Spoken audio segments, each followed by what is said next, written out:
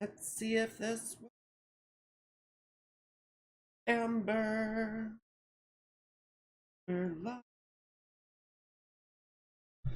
Excuse me. Gosh. I'm running off of like 4 hours sleep. And I look hideous. I pull the Look at me, look at me. Hey sweetheart, how are you? Gotta make sure you're a mod. Are you a mod? Yeah, you are. I don't need to do anything. Umber a mod. And the embers never fade in my city by the lake where I was born. Oh, thank you. I feel like garbage. I got 4 hours of sleep last night. Oh, this is like all on my end. It's like there's like a delay. Anyway, I've been up a lot last night. I met a very lovely couple. They're very sweet, and they took me to a very lovely party. And it was a lot of fun. But I did not get a lot of sleep. And so, where did I get the chair? On Amazon. It was like $100 or $80, or maybe it was less than. It was not a super expensive. I got my daughter and I each one. Oh yeah. But I had such a good time. Anyway, and so like I got on a bunch of other mailing lists and stuff for other parties and other events for other things. Like astrology's a job now. My passion is. I figure what my passion is besides astrology. Well, anyway, I don't have like a whole script thing planned. There's some, we just had a whole bunch of transits, so I thought we'd look at people's horoscope. I mean, like live chart readings, but more or less like horoscopes. Kat, what the fuck is your problem? What do you want? Oh my gosh. Do you want to go out?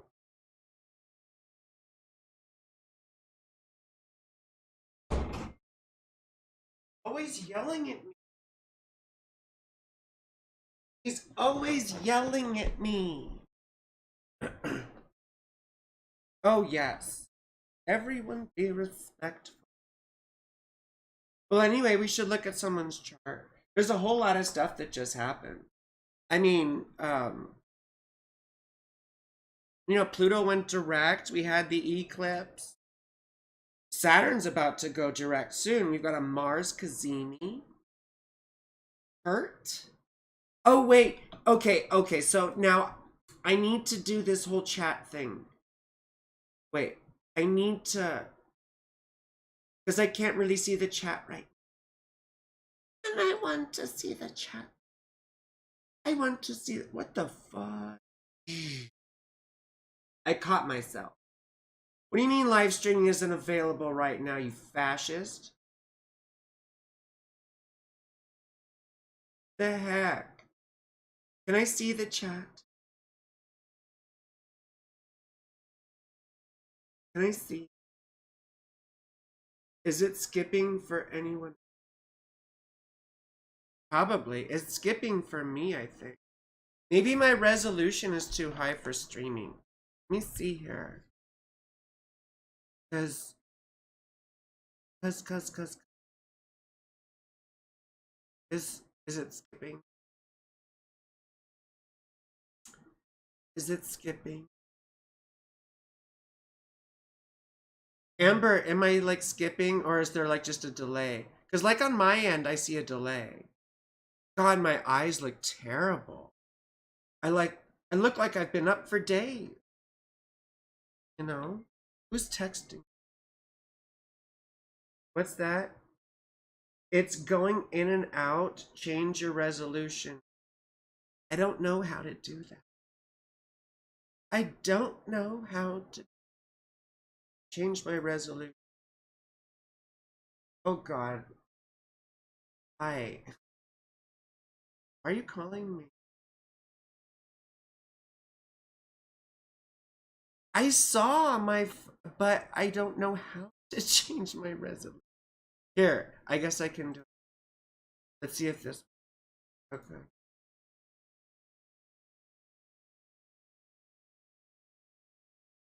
Okay. Let me see.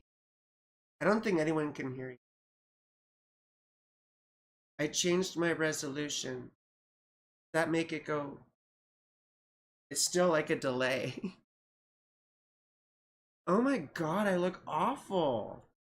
So anyway, so we saw, and you know what? Like, you can give donations now, and I will prioritize people who do. You know, it's like teeny little things. It's under thanks. Okay. I hope this thing worked with my whole resolution. Amber, oh, Amber, you can let me know if it's any better. Okay, cool. Awesome. Awesome. So, you can give thanks and praise to me. I was raised Catholic, and you know, they say, you know, lift up your heart, lift them up to the Lord. It is right to give him thanks and praise. Hosanna in the highest. I was raised very Catholic. So anyway, but you guys don't give a shit about that. You want to hear about this. But yes, wink, wink, hint, hint. You can give me thanks. You can give me tribute. And I will appreciate it. Anyway. Okay, who we got here? Oh, wait, no, we don't want to show that stuff. No, no, no, no, no, no, no, no, no, no, no, no. Okay.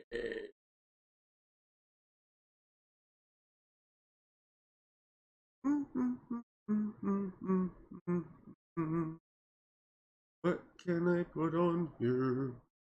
What about this? What's the? Okay, right now. What do I need to do here? I need to move stuff around. I need to move over. Yeah, you know, and the other thing, I made a prediction because Mars was in Libra, which is the United States 10th house in the Sibley chart, and where Saturn is placed, who is the second and third house rulers of the United States. And it's interesting that it's in the 11th house, which is the house of friends and allies, you know. And I had predicted a financial crash around then.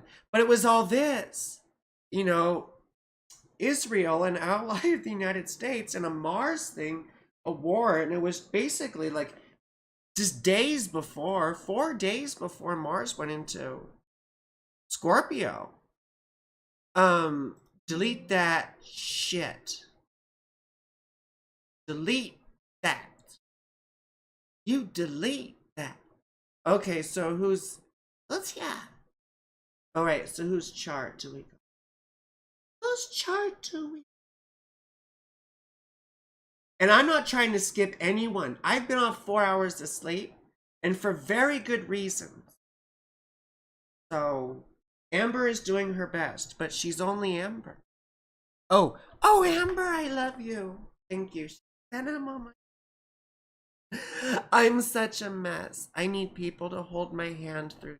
I'm a Libra moon. Like, even when I get over my codependency in relationships, I still have like physical codependency. Like, please get me a drink. Or someone help me set up my Shopify. And so this is Haley. And so I'm gonna time it. Or Amber's gonna. So Haley makes me think of Haley Mathers. I think my dad's gone crazy. You know, Eminem's kid, Haley Mathers. I remember when she was on that album. I think my dad's gone crazy. Wait, Haley There's no birth time for Haley. What are we supposed to do without a birth time, Haley? What are we... Oh, thank you so much. Thank you so much, sweetheart. Rosa Scroza. Which one's Rosa Scroza? Do we have Rosa Scroza's information? I have Haley, but I don't have a birth time for Haley. Thank you so much, Rosa. You are such a sweetheart. Alice, Texas. But we don't have a birth time. Well, I'll just look at where some planets are, but it's really not gonna... It's not gonna be very good for your houses. And then Rosa Scroza, do you have birth information? Did you put that down? Rosa Scroza. Okay, Haley. Oops. Let me share my screen here. Animate. I need to animate the chart. Okay, properties. Properties. I need to get more familiar with this software. There we go. So this is Haley. I just put it at noon arbitrarily. So, what was your bad? Oh, 7:45 p.m. Okay. Well, let me go edit that. So please, when you put your info, do it like this. It's birth date, time, city. Birth date, time, city. Date, time, city. City, date, time. Time, date, city. 7:54 p.m. Okay. 7:54 p.m. Alice, Texas. Was that where Kennedy was assassinated? No, I'm kidding. That was Dallas, Texas, not Alice, Texas. I'm sorry I made myself laugh. That was Dallas, not Alice. I'm so awful. So awful. Thank you, Amber. Wait. Okay, property. Property. You are my property. Okay, there's the chart. For Haley. So Haley, we got Scorpio rising. There's so many Scorpio risings that follow me. It's redonkulous. So you were having eclipses last year, bounce between your first and seventh house. And so typically, the way I would read that is, I bet between April of last year and October, there was some big turbulent things that came up in relationships. You may have had a big breakup, or you may have met... Thank you, Jasmine. You are so sweet. Thank you. Thank you. Mwah. So, do we?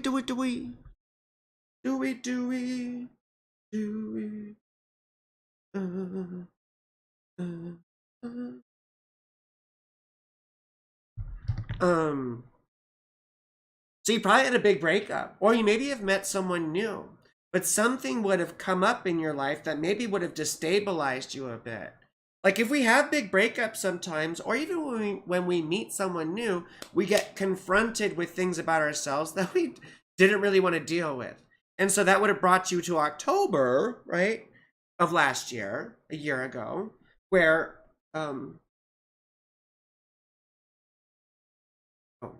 anyway. I gotta stop looking at the chat.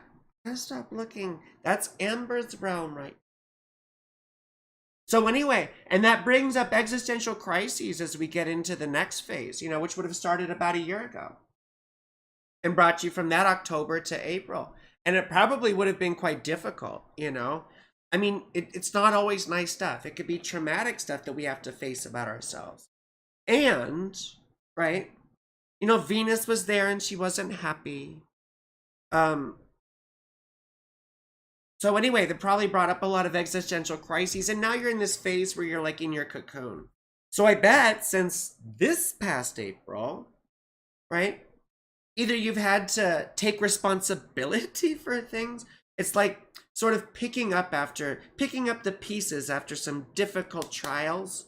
Or, dropping some plates or some dishes or whatever, you know? And then you got to pick all that shit up. But we can also really have physical challenges that pop up, like health challenges we have to face, or, you know, it's the things we don't want to deal with. And our bodies fall apart if we don't. And now you're in the 12th house phase with the eclipse, you see? So now you're going into your, like, you know, your mental cocoon where you have to process a lot of things, you know? Oh, need to play with this. I have to play with things when I'm doing this stuff because I'm like the queen of ADHD. So anyway, so yeah, now this is like the cocoon phase where you're probably going to be processing some big, deep emotions and stuff, and you might need to be isolated. So anyway, but we should move on to someone else in just a. But you have Mars going through your first house. So this is sort of, you know, still a momentous time. You had Mars cross your ascendant. First of all, slow down. Don't hurt yourself when doing things. Second of all, you gotta watch the impulse towards aggression and stuff like that. Just, you know, slow down. And it can make us quite agitated. You know, we really try to assert ourselves, which is good.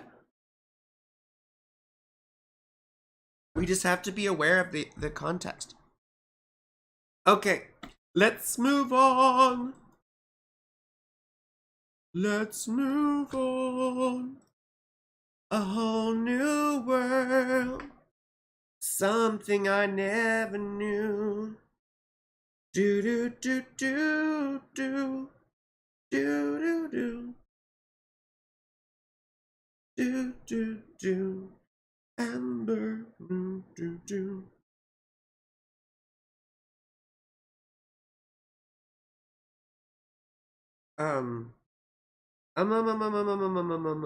Okay, okay, okay.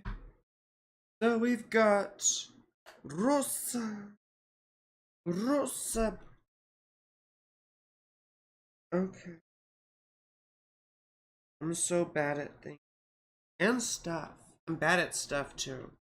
Not just things, but also stuff. Wait, and I can't read apparently.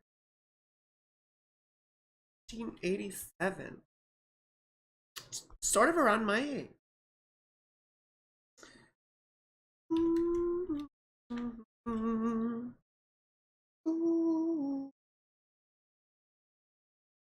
Oh wait, no. What is this? What the fuck? Okay, there we go.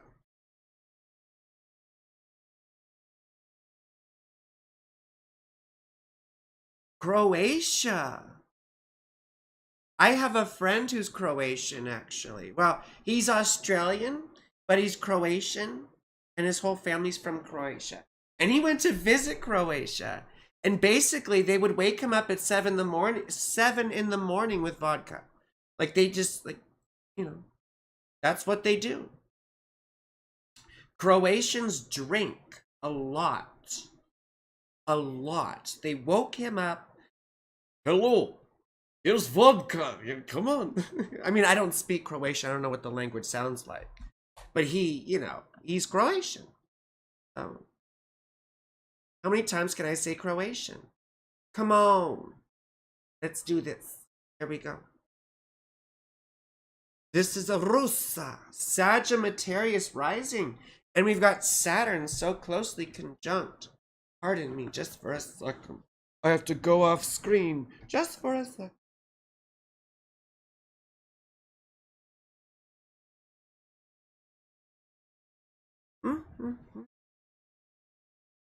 So we've got a Sagittarius rising. And we've got Saturn conjunct the ascendant. The thing about this is I often say, you know, these kind of people typically look for their value through others. And there can be a tendency to, you know, things like codependency and stuff like that. Because it's like, you know, we're always seeking, you know, we don't get that self-validation so much, you know.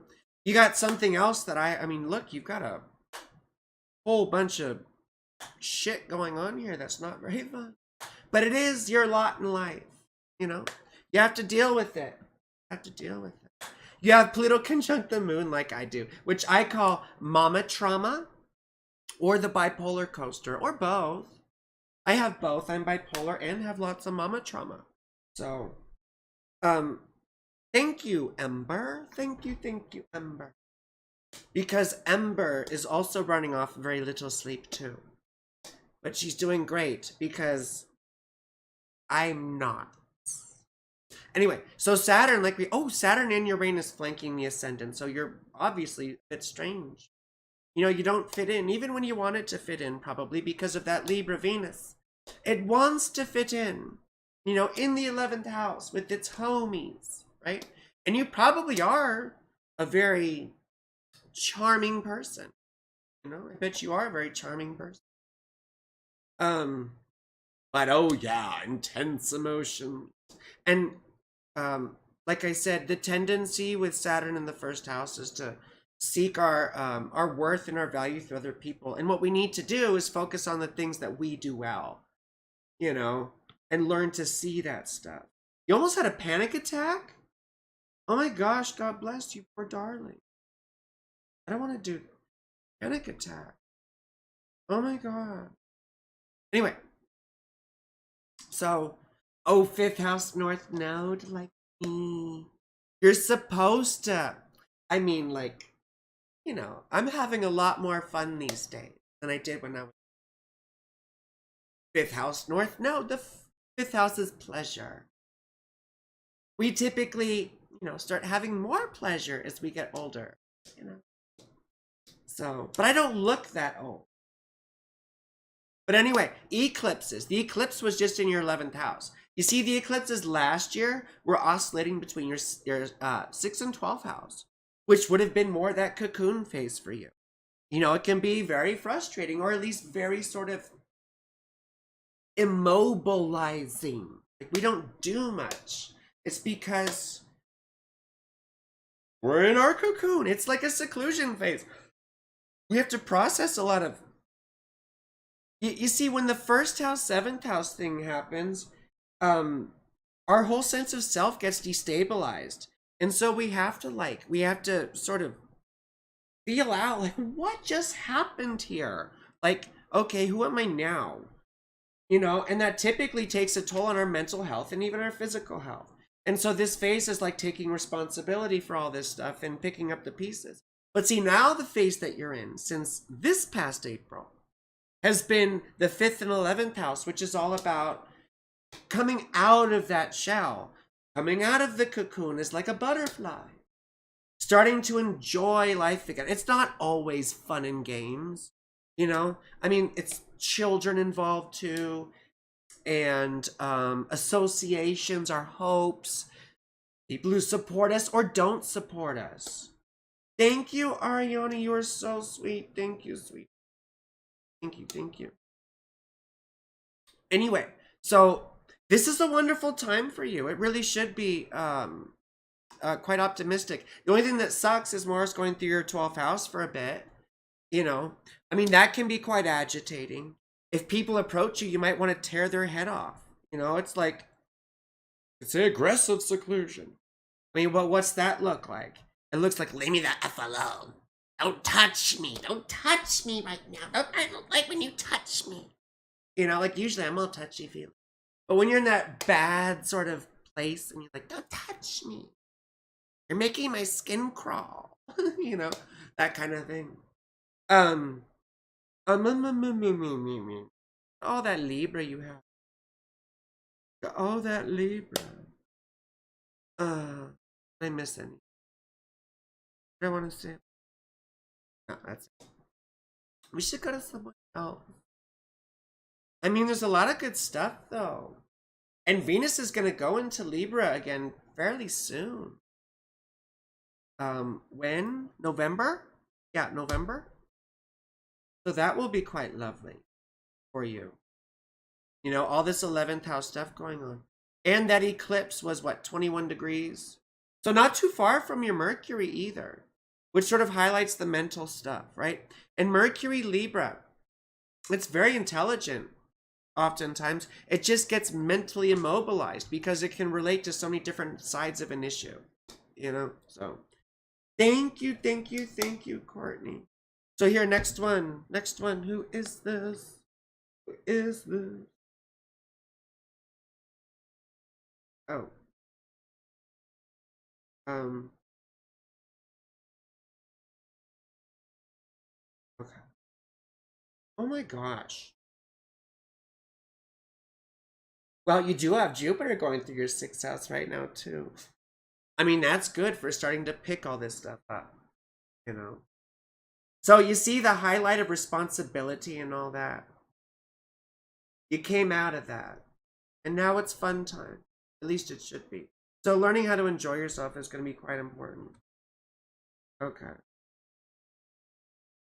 Okay. Next one. Oops. Oops, oops, oops. Can I do this without... Oh, yeah, I can do this. I can do this. Watch. I can do that. I'm like, can I do that without, like, showing all this stuff? I'm so amateur. I'm so amateur. Thank you, Amber, for making me less amateur. And so we have Jasmine. Jasmine.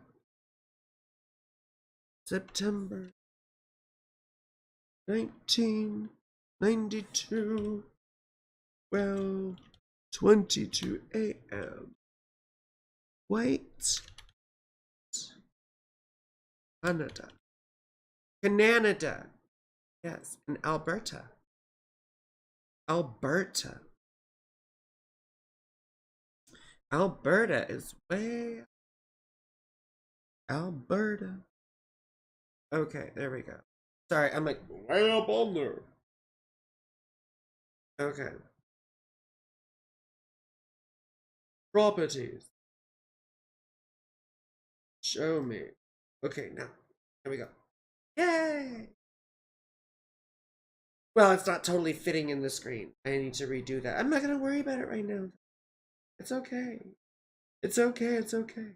Where? Okay, here we go. Oh, wait. Animate. Properties. Property. That's the better view. Okay, there we go. Oh, we have a Cancer rising with a Cancer Mars, conjunct the moon and the ascendant. Oh my gosh, it's like my mom's chart. And she's a very important person. You know what I mean? See, with the moon in the first house and a very happy moon, you know, moon in Cancer, Mars is not happy. Mars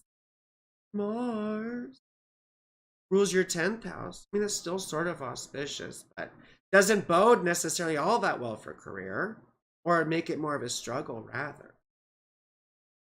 Scorpio. I'd want to know about your children, if you have children, or if you do not want children, or cannot have children. There's some issue there. There's some issue there. But anyway, we don't want to get stuck up on that stuff. Oh my goodness, you have that retrograde Saturn too. It's so funny because, well, it's not funny. I have the same thing. We're so good at respecting everybody else's boundaries, but we don't even know our own, you know? It's really a shame.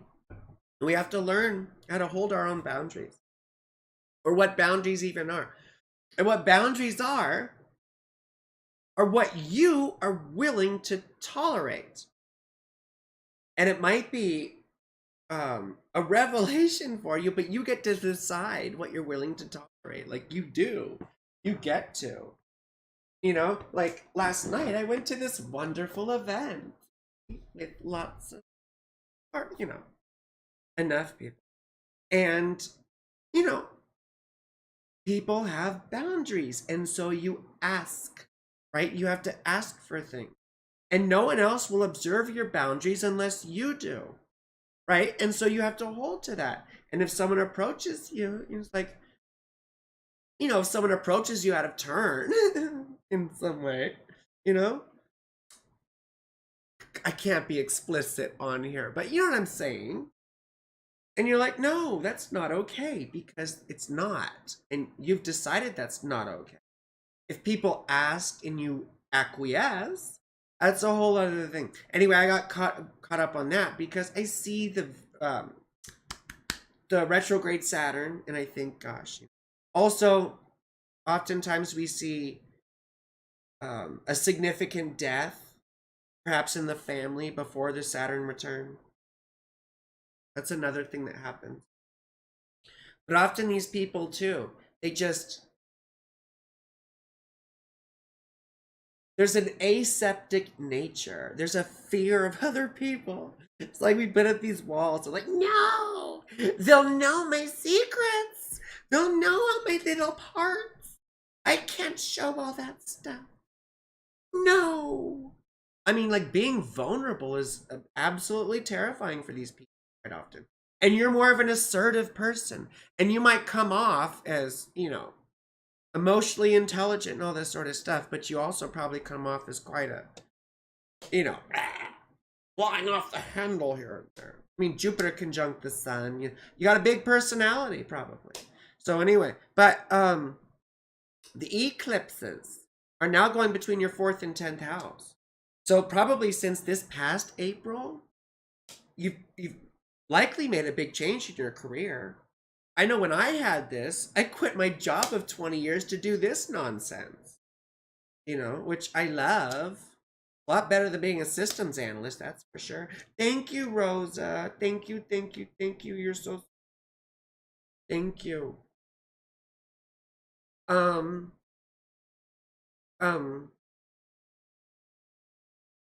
Gosh. I'd be careful with money if I were you, though. And just in general, because that Saturn in the 8th house, retrograde. The 8th house is money, finance, debt, stuff like that, too. And you have Chiron in the 2nd house, which often means, like, having to scrimp and save growing up. But often it makes you more aware of your finances when you get older. Anyway, so you may have changed jobs, and now you may be moving or something like that, right? There's probably a big change happening in your living situation or with your parents, but I bet more likely it's your living situation. Oh no, my ball! We often see big moves. I never drop my ball. That's never happened to me before.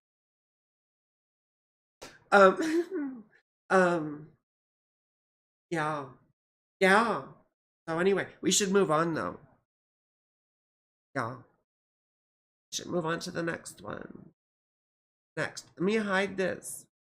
Hide this. Hide this. So, wait.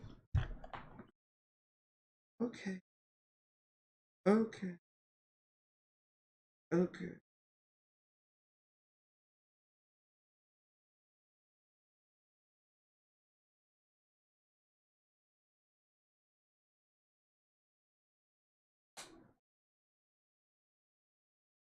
Okay. We've got Courtney. Courtney. Courtney. I went to high school with a girl named Courtney.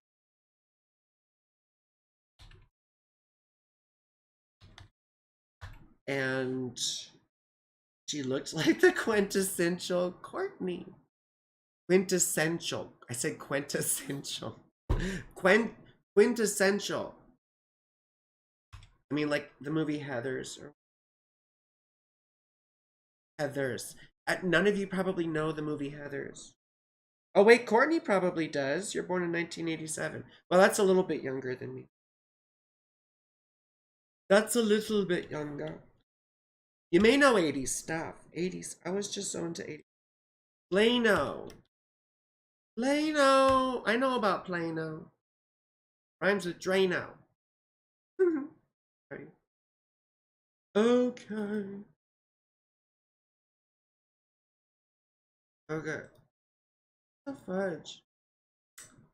Man. Properties. Why does this all have to be a thing all the time? Why can't this be automatic? And you'd think software would do that. Oh my gosh. We have another Cancer rising, 2 in a row. Oh my goodness. I mean, I love Cancer risings. When my Venus is conjunct someone's ascendant, my Venus is like 15 degrees Cancer. So if anyone's got an ascendant close to 15 degrees Cancer, like 3 degrees either way, like, call me up, you know.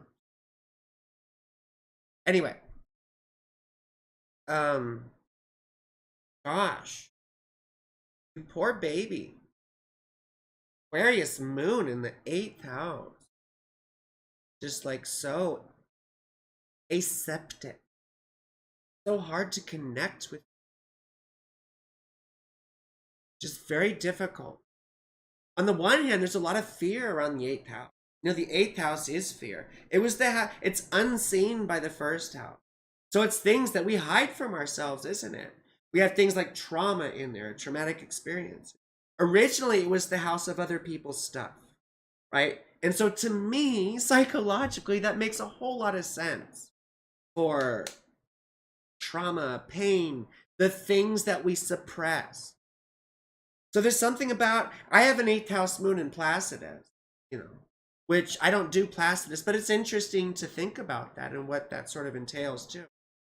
You know, oftentimes we have quite difficult mothers with that sort of thing.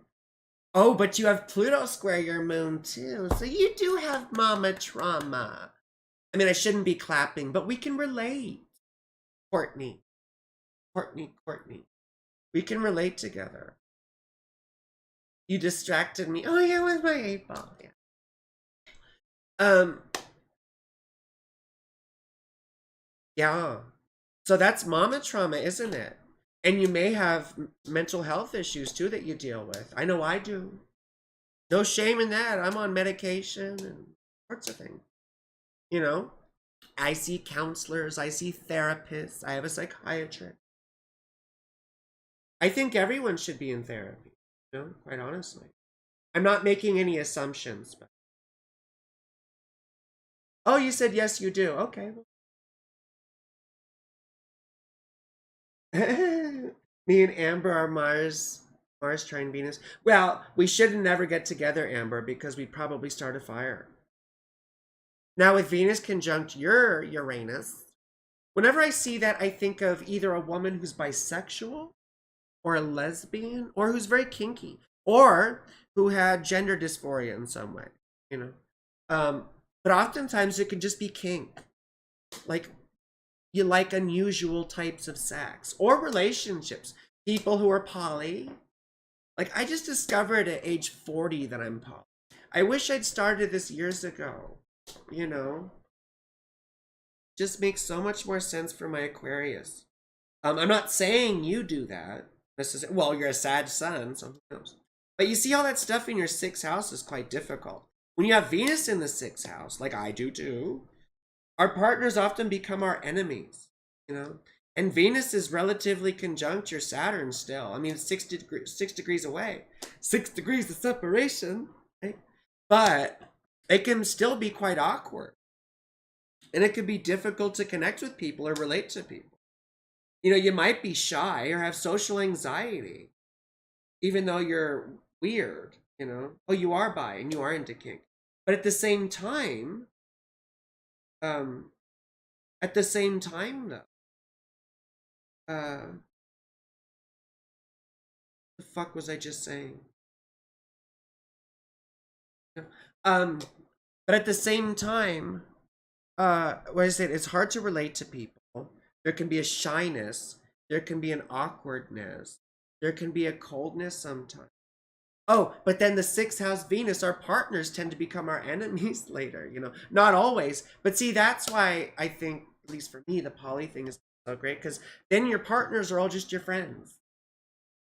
Right? And you have like 3 people to share memes with. Anyway. So I'm not saying that's what you need to do. I'm just like thinking out loud. But anyway, Mars, oh, you have Pluto conjunct. See, I don't know. I guess you could call that Mars conjunct Pluto. It's just so far away. But that is kind of heavy, all that over there. I mean, that can be sort of like very aggressive, intense. You have Pluto trine your ascendant. So I have Pluto square my ascendant. And we tend to have power issues. Like we feel powerless as children growing up. And then as we get older, it's like, I want the power. You know? Um, like I think of one of my heroes, Gordon Ramsay. You know, he became a very powerful person. You know? And he had his power taken away when he was younger. He was supposed to be a soccer star, football. A futbolista. And he got his knee taken out. So he couldn't be a futbolista anymore. And that's how he started cooking. But you see, like he lost his power. That was like his thing, but then he found his power again. So anyway, but really quickly, because we have to move on to someone else. The eclipses. The only planet changes signs and blasters. Venus moves in the 7th house. Well, whatever makes sense for you. But the thing about Venus in the 6th house is we often get divorced. So have you been divorced? Because if you have been divorced, I would say you're a 6th house. I mean, lots of people get divorced who don't have it, and lots of people who do have it don't. But I see the prevalence of us with 6th house Venus being divorcees or divorcees or divorcistas. Divorcistas. Divorcistas. Is that a word? Can we say that? My stepmom was Mexican growing up, so I grew up speaking Spanish. I just sound awful when I do it. How are charts in your chart? Oh, my chart? Oh, yeah. Rest. Oh, eclipses. 4th in the 10th house. Cancer rising also. So like I said to the last person, you probably did since April make some big career or life path changes. Like life direction is also the 10th. But now this, between the next 6 months, are probably going to, really going to highlight your living situation. To be honest with you, it could be having to move. I mean, for me, I had to move out of state when this happened. So it's not always that dramatic. And sometimes it does involve our parents or our past or origins, but I usually see it being a physical move. So, and Mars is you're having your Mars return right now. Mars is going through your 5th house. So please, darling, like come out of the shell, get horny because I know you are, and go get what? Sorry. Go get moist and enjoy yourself, Get out there. Go to some events. Get filled up like an eclair. I'm projecting right now. I'm projecting. I'm like glowing.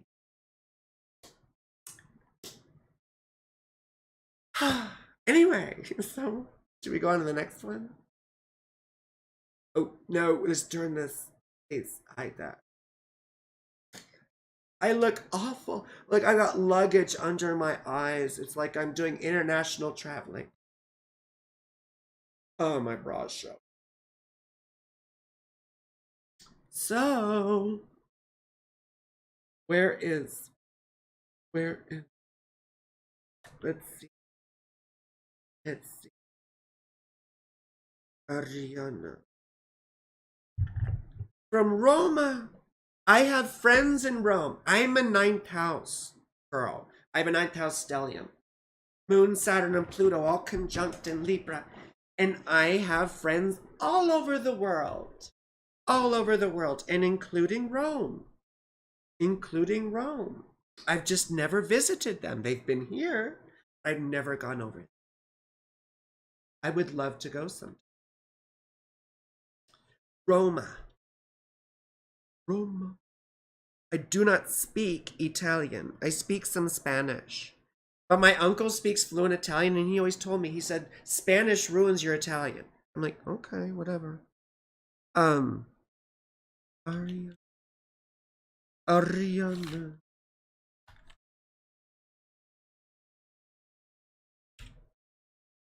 1996? Oh my gosh. I was goth in 1996. It's so wild. I feel so old. I don't look old though. I know people last night were like, how old are you? I'm like 40. Like, no way. I'm like, yes. I thought you were 30. Oh, did you? Oh, did you? Wow. 9:55 a.m. You have to roll with me being goofy. Like, that's not gonna fucking change. And I have to watch out about cussing so much because YouTube will demonetize live streams if you cuss too. So, and like, this is part of how I pay my rent.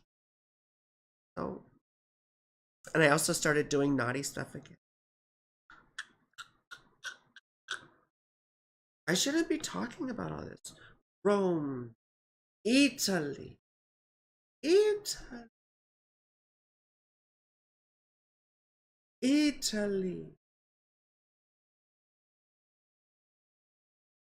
Oh my gosh. Excuse me. Oh, that was so rude. I usually don't do stuff. I usually would cover my mouth, but I'm just so out of it right now. Pardon me.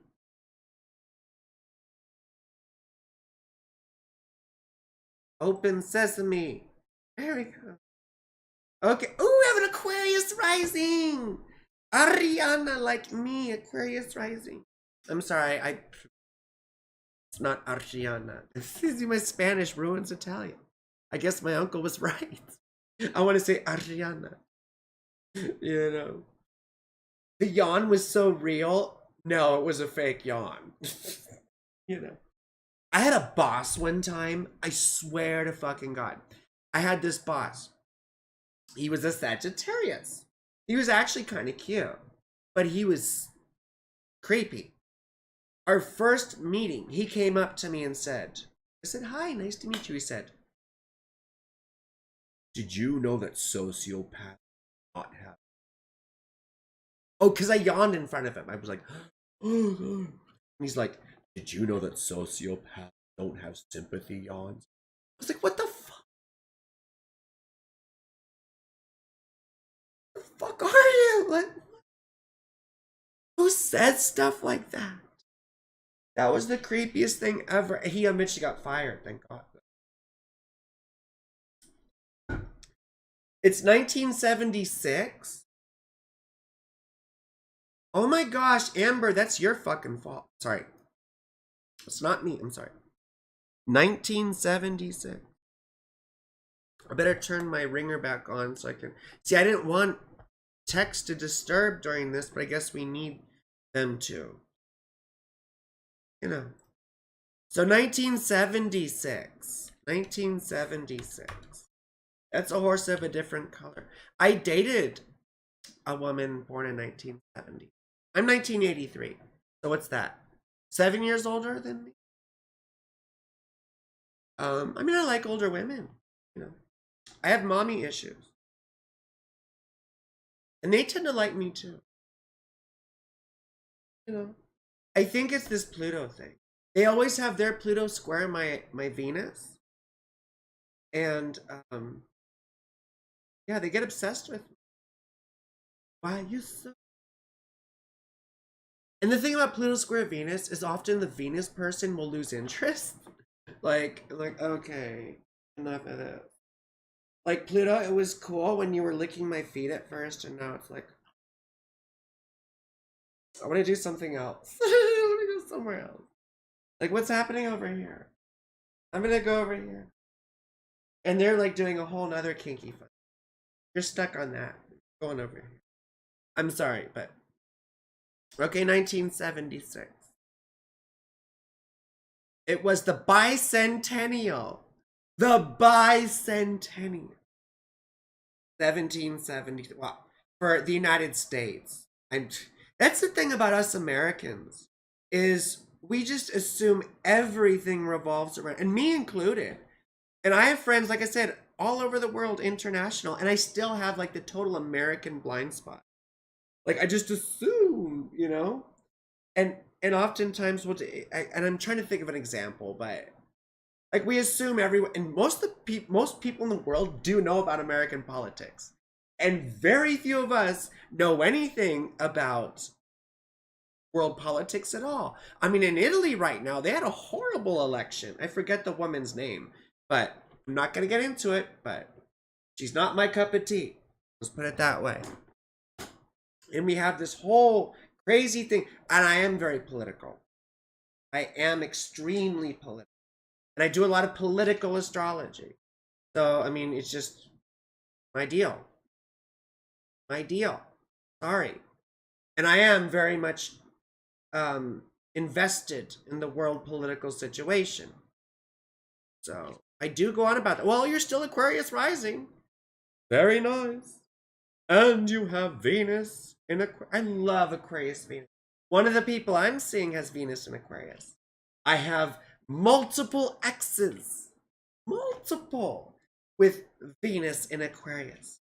When someone's Aquarius Venus is conjunct my ascendant, they typically fall for me. It's like, I put a spell on you because you're mine. I can't stand the things that you do. I ain't lying. Right? Anyway. But yeah, it's lovely. So having Venus in the first house, though, and conjunct the ascendant tends to make us very magnetic, you know? I know Aquarius Venus is wild. It's like, they're the most loyal. They're very loyal as long as, I mean, they're loyal, you know, from another house. They're very loyal, but they don't want to live with you. Like, I had an ex with Aquarius Venus who literally, like, wanted us to, you know, I'm a Cancer. I'm Aquarius rising. Like, yeah, that's my like. Right now, I mean, you know, now I'm poly and stuff, and it's very liberating. But at the time, I was very clingy, and that drove that person nuts. Anyway, and so the thing about Aquarius Venus is they need their space, right? And love can be a very cerebral thing as well. They're often what is that? Sapiosexual. And that's why I've dated so many, because I'm so smart. And they like that I can quote all kinds of different crap, you know, and that I know lots of useless shit that no one cares about.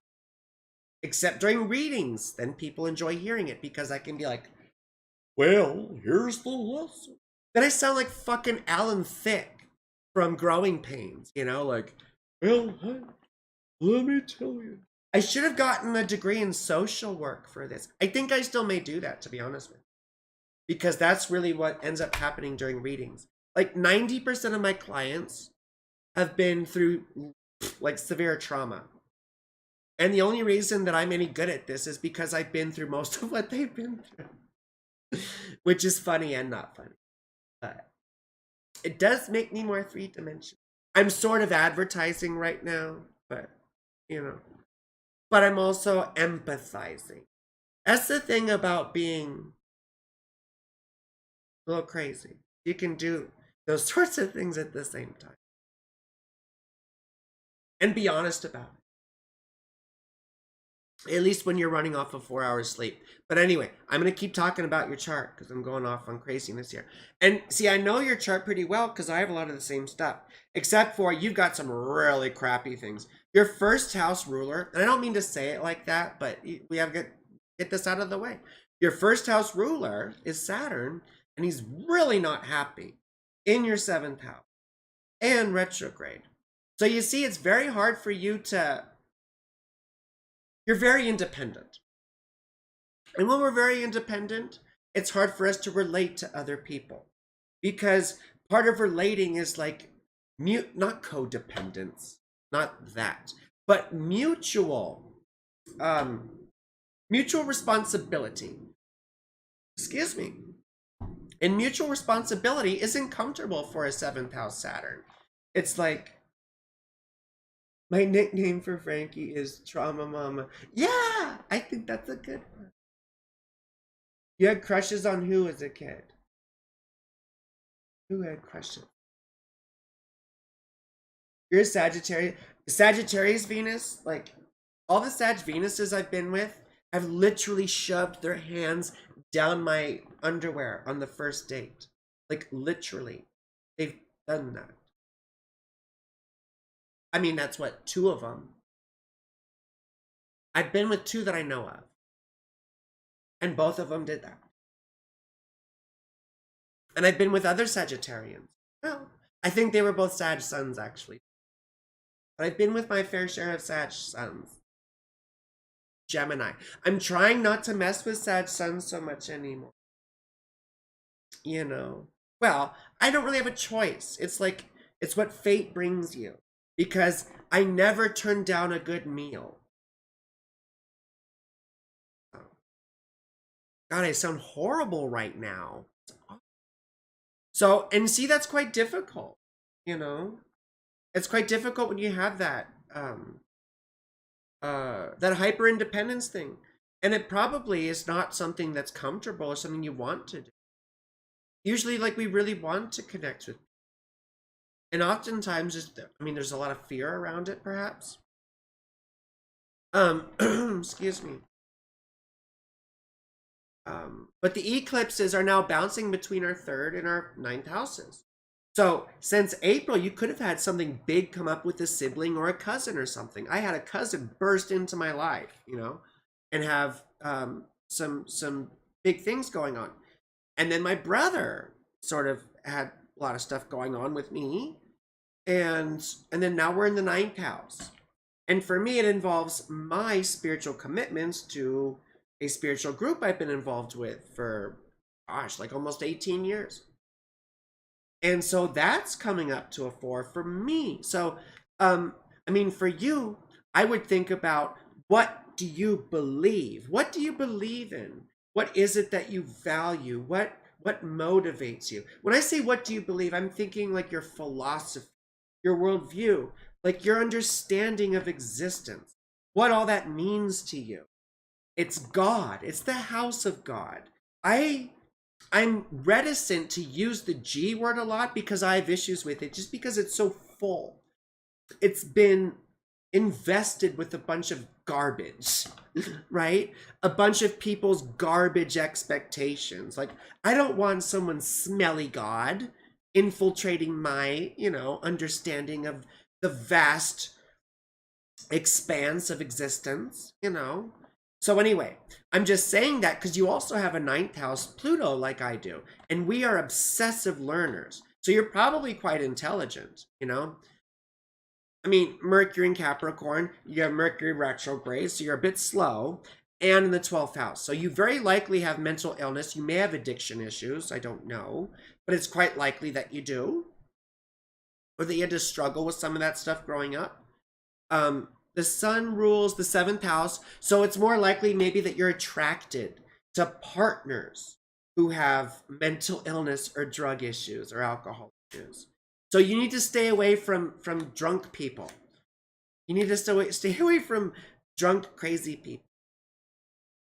And crazy, I have mental illness, so I use some words very cavalierly, I'm queer, so I use like a lot of slurs and stuff, which I shouldn't use. It doesn't make it right to use any of this stuff.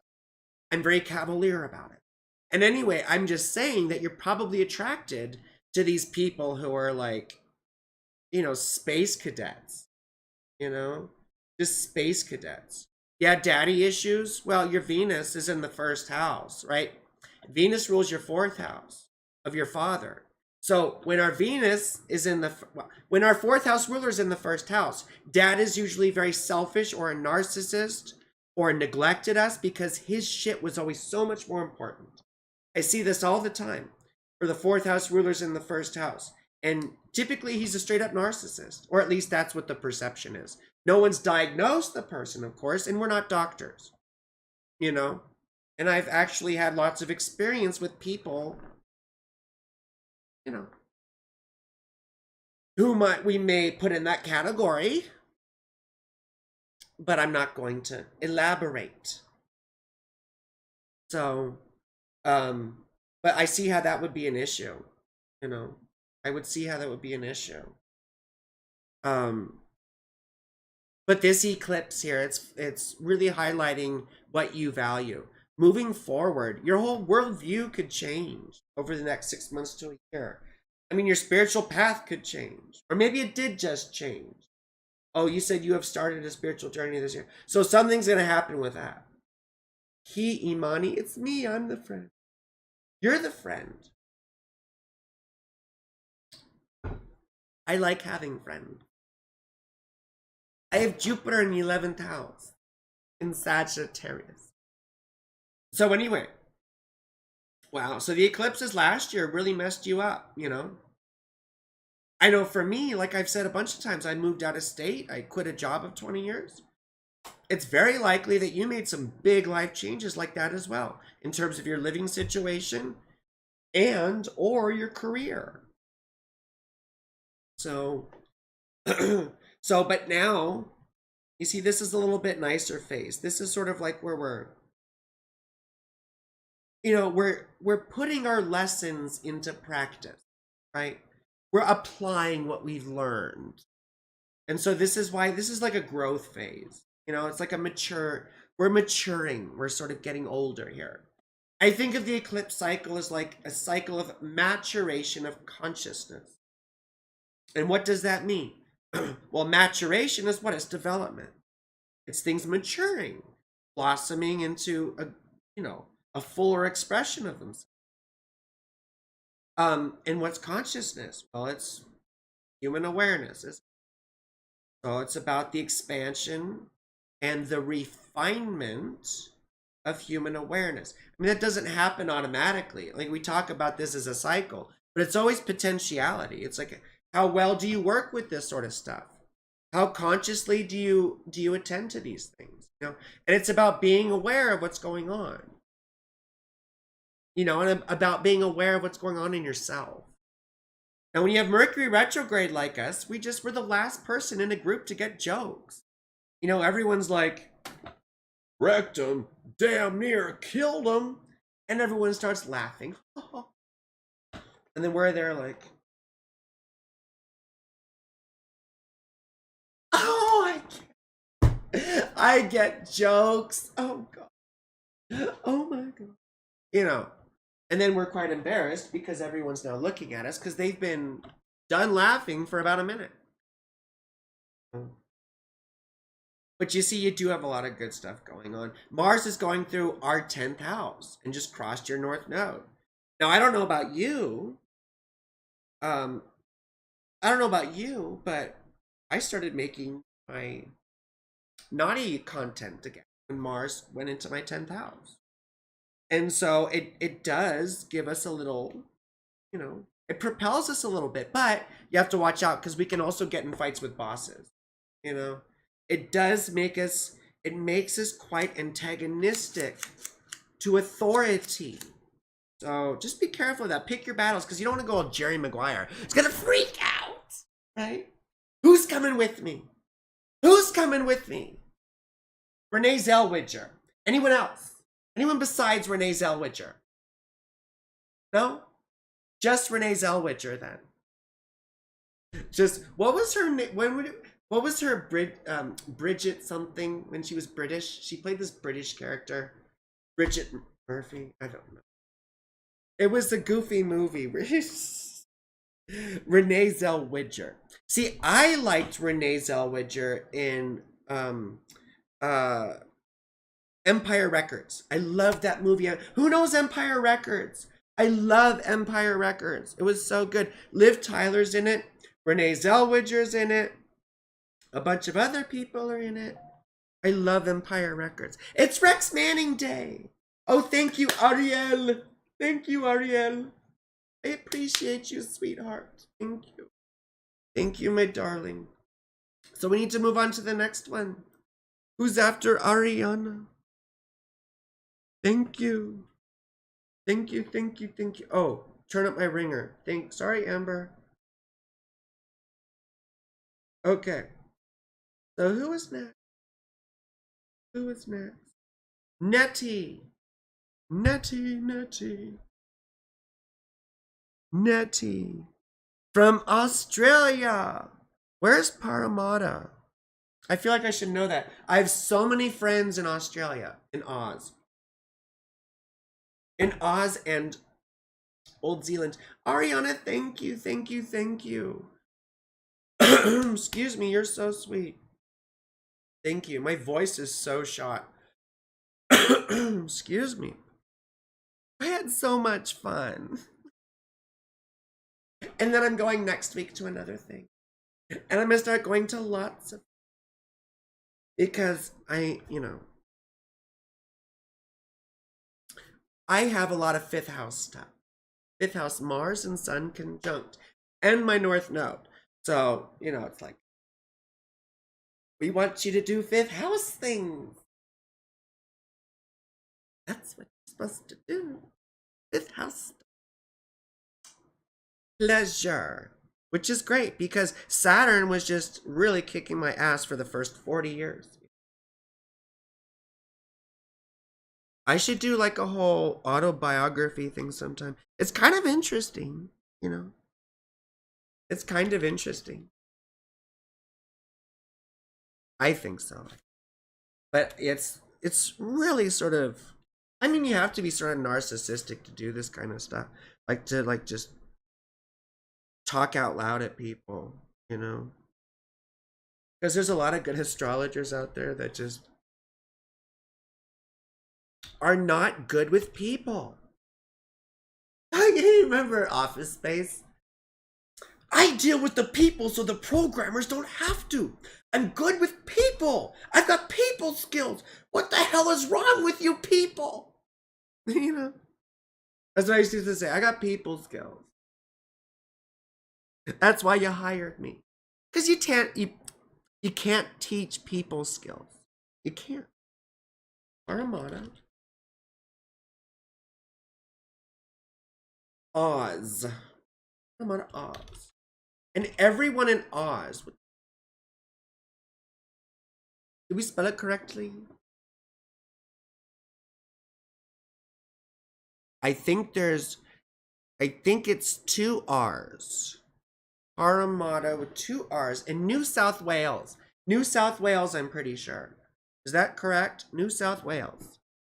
New South Wales.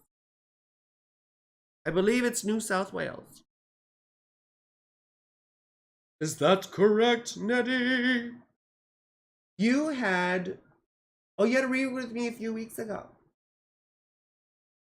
Oh, well then, oh yeah, I remember. We had a wonderful time. We had a wonderful time. Oh yeah, you're Leo rising. Look at all that 7th house. Do I have all your stuff correct? Yes, Parramatta. Yes, New South Wales. NSW. I have lots of friends in Oz. Mostly in Sydney, Brisbane, and Melbourne.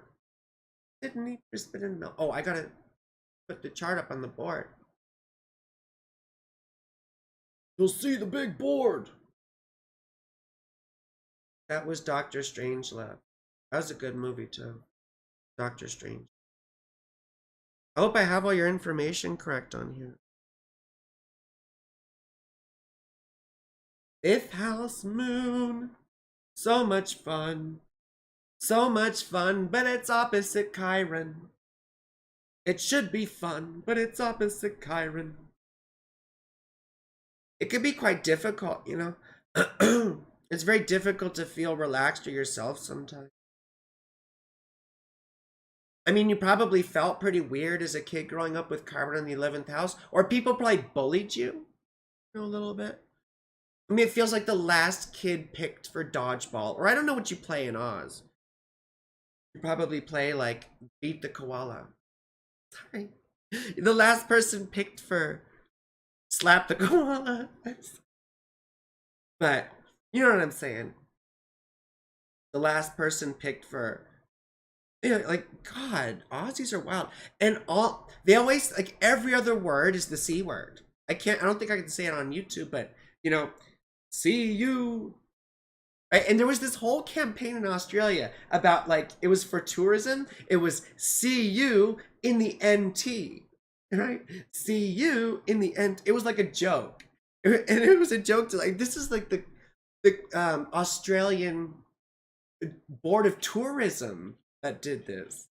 Yes, you got bullied, my love. I'm so sorry. You did, didn't you? And Dad wasn't nice. You got a very unstable childhood with that 4th house Saturn. Not fun. Not fun, not fun.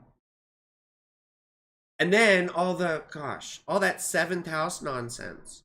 You see, you got the first house ruler in the seventh house, and he's not happy. I mean, it typically that indicates relationship issue, like codependency issue. People who find their value through others. So, anti-tourism. See you next Tuesday. Exactly. See you next Tuesday. That's right. Stepdad was not nice. Oh, I remember this reading now. It's so funny. It's like I don't remember names, but I remember like chart stuff. Like, oh, I remember now. Your stepdad was the one who was. But anyway, I mean, I think what I talked about a lot was the whole codependency thing, and I think you vehemently disagreed with it. But then there was some contradictions. I think that was you, where we had some contradictions going back and forth between your story, right? And this is something that we tease out in readings because I'm often like, okay, well, you said this earlier, and you're saying this now, and these two things are not congruent, or they're mutually exclusive. So which one is it? Show me which one it is. Oops. I didn't mean for that to come. Oh, that's right. Let the ninth house stuff up. Well, anyway, the eclipses last year were all about these big moves, right? And I bet the last one after April was some sort of big move, right? Gotcha. I saw you, Amber. But the eclipses now are in your ninth and third house. So it may have been a lot of stuff having to deal with beliefs and your spiritual path or your religious views or maybe even politics that got challenged quite a bit since last April. And now having the eclipse in your third house, it would highlight a couple of different things. You could have a sibling or extended family member enter back into your life. And it may or may not be a good thing. It will likely be a very intense thing. And if it's not that, it often has to do with our education, learning, expression. Oftentimes, some of us go back to school. Some of us, I got to move on to the next one. Yeah, some of us go back to school. Some of us create lots of content or do lots of creative speaking and writing projects. Who I am and where you're going, you're still confused. Well, if we didn't hash that out in your reading, I'm terribly sorry. But we're not going to hash it out in 5 minutes on here, that's for sure. So, who you are and where you're going. I mean, you have I don't remember verbatim your readings. But hopefully you have the recording, and if not, I got to make sure to send that to you. Because hopefully more makes sense when you go back through it. Well, a certain amount is free will. A lot you don't have any control over. It just happens to you, doesn't it? How much do you have say over in your life? What you do have say in is how you respond. Oh shit. Thank you. Sorry, Amber. Sorry, Amber. Sorry, Amber. Sorry, Amber. Amber, you are awesome. Awesome, awesome, awesome. Ariel. Ariel. Ariel. I always think of The Little Mermaid. This is the same birthday as my dad. I mean, not the year. He was born in 1940, but October the 4th. And my dad passed away in 2003. He was a colonel in the United States Army and a multiple combat veteran. Multiple combat veteran, multiple foreign wars, I guess you could say. Which, I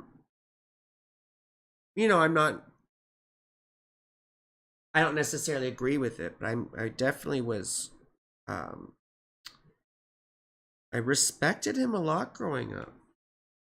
I respected him a lot.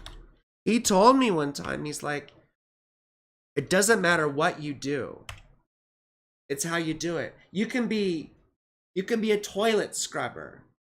But if you're going to do that, you'll be the best fucking toilet scrubber there is. That's verbatim what he told me. I think I was 12. So, he also told me, he's like, or you could be a doctor or a lawyer. You have those choices. I wasn't going to do either. And then he said, well, you could be a restaurant manager. So I did that. I did that for a while. I just fell into it. And it was horrible. If you are in the restaurant business, you probably do a lot of drugs. Just saying. I'm just saying. If you are in restaurants, you probably do a lot of drugs. And if you want to dispute me with that, okay, so we have October the 4th, 1977. Telford, Pennsylvania. Oh my gosh, I'm running off a fume. The fume. The fume. Oh, we've been on for an hour now. Oh, thank you, Ellen. You are so sweet. Oh, yes, we need to do Ellen. We need to do Ellen. Yay for Ellen. Sweetheart. Oh my gosh, you're another Venus in the first house. You know what this chart reminds me of? It reminds me of the governor of California. What's his name? Gavin Newsom. I saw his chart recently because I thought he might run for president. I'm doing a lot of... I'm going to do more of like election stuff now with astrology because no one else does that, and I'm a political junkie. Like, literally all of my time not doing this is the news. I watch the news. I watch the news from all different countries. I watch lots of different news outlets. I watch different YouTubers and commentators about the news, you know. Anyway, so I just said that because you have this interesting thing with the Virgo rising with an unhappy Venus. She's in fall, but she's also in the first house, which is still sort of powerful. You know, and it can make someone, you might be used to your chart in whole sign house, or sorry, in Placidus, and that would put Venus in your 12th house, which I don't agree with, of course. When you have a first house fucking, excuse me, shouldn't cuss so much because I'll get in trouble. When you have a first house Venus like that, it makes you quite attractive oftentimes. You're probably a good looking person. You know, you are probably a good looking person. You also are probably quite charming. You probably could be a sociopath and people wouldn't be able to tell. But see, the other thing, this is wild. This is wild. You got the Sun conjunct Pluto in the second house. When you have the Sun conjunct Pluto, it's like, you ever see the movie Terminator 2? You were born in 1977. I know you saw Terminator 2. And remember, there's that robot who's made of liquid metal or whatever, and he gets smashed all over the place, right? Like they freeze him in nitrogen and they smash him. His parts go everywhere, right? And then he's got to come back together, right? And that's what the Pluto Sun experience is like. It's like you're periodically just smashed, right? In life. And life is punctuated, as I said, with this series of shattering crises. And that's just how you learn. I'm sorry. That's just life for you. Like we talk about destiny and fate. Fate is that you're going to have these crises. And destiny is how you're going to respond to them. Right? And so you're going to, I mean, this experience goes without saying, but it's also very... You know, these are very interesting people. I have the moon conjunct Pluto, right? And I can relate in a different way. You see? So, it could be very difficult. And then this eclipse that just happened was pretty close to your North Node. You know? I wonder if you're sort of a hoarder. You know, if you're sort of selfish. When I see Pluto in the second house, I think of like Scrooge McDuck. Or I think of the dragon who hoards her gold. Mine. This is mine. You know? So, anyway. But you see, the North Node being there in the second house, too. I mean, you probably do have to learn to build up your own stuff. I mean, maybe as a kid, it felt like you just didn't have anything of your own. Like, everyone held everything else over your head. And you only got what you wanted if you did what other people expected. I mean, I guess that's sort of normal in a way, but it would feel like this would be probably a source of pain growing up. Like, hey, you know, why I don't have anything of my own. And you may have to deal with mental illness yourself. You may have to deal with mental illness yourself, or it just heavy sense of isolation. Just love to be alone. Religion probably was very strange growing up. I would expect you to be a bit popular. It's a very lovely moon, very happy moon with an exalted Jupiter, you know? Jupiter rules your 4th and 7th house. You may have gotten lucky in marriage, I don't know. I don't know. But your partners would probably tend to be friends first. Eclipses. Did I mention eclipse? Oh yeah, so these eclipses oscillating between your 8th and 2nd house. So you may have had a big loss. Or maybe you had to go into debt or make a big purchase on credit, take out a loan after April. Okay, cool. Thank you, Amber. But then after this eclipse, this is about reaping some sort of something that you've earned, right? And it's relatively close to your North Node. So I see this more as probably relating to your livelihood, or raise, or earning extra money, or investing in your business or something like that. But your livelihood, your career, a business venture, or your money situation is going to be in focus right now. And so now we're going to do our friend here, Ellen. Ellen. Ellen. Ellen. Ellen.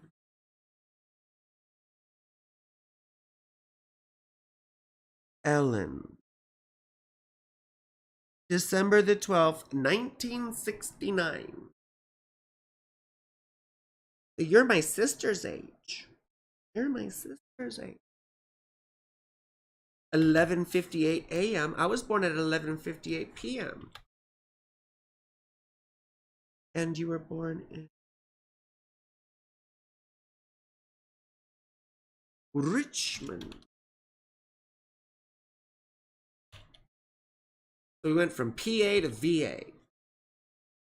PA to VA. We got a Sagittarius and a 69.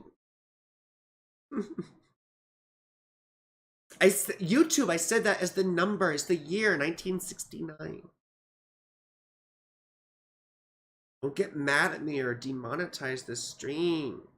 Oh, and everyone liked the stream. That would be very cool if you could do that. Like the stream. Like the stream. Okay. So now we're pulling up Ellen. And I gotta turn back on the chart. Property. And there we go. And then, oops. There we go. Pisces rising. Pisces rising. Got the mojo rising. Rising, rising. City at night. City at night. See, 12th house moon is so hard, isn't it? 12th house moon. And it's trine Uranus. No, 12th house Mars too. Where's Cancer? 5th house. I wonder if you had any children with disabilities.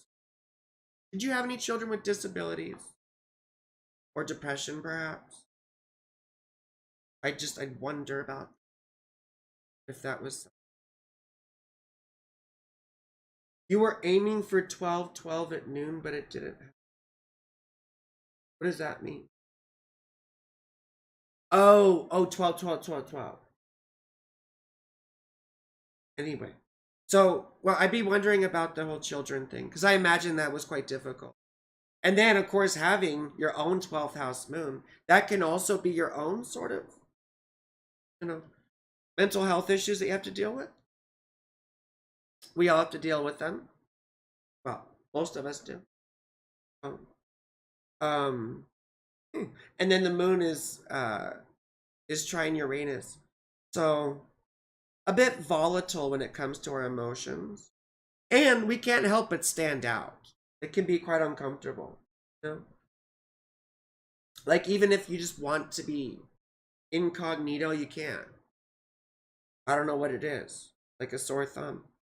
Now Mars is square your Neptune, so you have to watch out about that stuff you believe in, or your conspiracy nonsense, or a lot of the weird stuff, because you probably get sort of like aggressive about it. Oh no, you had no clue. I saw a documentary. I know the facts. Or it can be spiritual stuff. We get very passionate about what we believe with this Neptune Mars thing. And Mars in Aquarius anyway is sort of,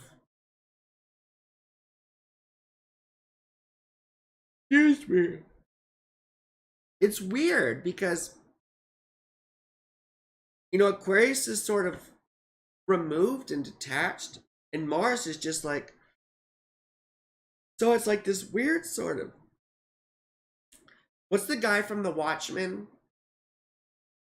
the professor, Dr. Manhattan or whatever, like there's an aggression and like a very clear opinion and distaste for things, but it really seems like very cerebral, if that makes sense. I think of Dr. Manhattan from The Watchmen, if you know who that is. He's very intelligent, and he hates humanity. He just doesn't like people, which is very Aquarian anyway, but in a Mars sort of sense. Now, Leo, where's Leo? 6th house. Do you have anything to do with the medical profession or service industry? Service industry or medical profession or animals? Interested about that. So you are now in the 2nd and 8th house phase as far as the eclipse cycle. So since April this year, you had the eclipse in your 2nd house, which hopefully was positive for your financial situation because Jupiter was involved. Here with Dr. Manhattan. I know that was such a stupid reference, wasn't it? But it was such a nerdy thing. Oh, and when Saturn's in the 3rd house, I frequently see people who had issues in elementary school, right? And that could be a number of things. It could have been learning disabilities. It could have been speech impediments. Things quite literally could happen that like remove you from school, right? Or you have to move like lots of stuff. The other thing that we see too, though, is this sense of intellectual inferiority, right?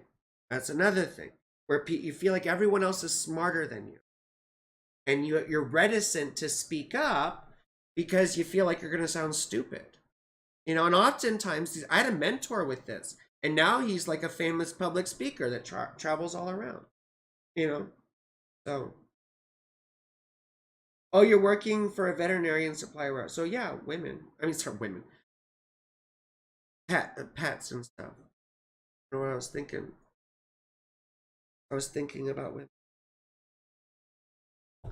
And men. And parties. And things. Anyway. So these eclipses now, the one here since October, this is going to put a focus on your debt situation. The worst part of this, this is the worst case scenario. I just have to say it, okay? Do not take this the wrong way. The worst case scenario is that a death happens, someone close to you. That's literally the worst case scenario. And it's a very rare sort of thing. What's way more likely is that you get into debt from something, or something breaks down, unexpected loss, unexpected financial loss that you all of a sudden have to dig into credit or debt to deal with. So you want to be prepared. So hopefully you've had some positive financial stuff since April, because you want to be prepared for losses that may happen between October and possibly next April. So I'm really not trying to be morbid or anything like that. I just, it's just something to be aware of. It's something to be aware of. Oh, you have that Sagittarius Venus. Look at you.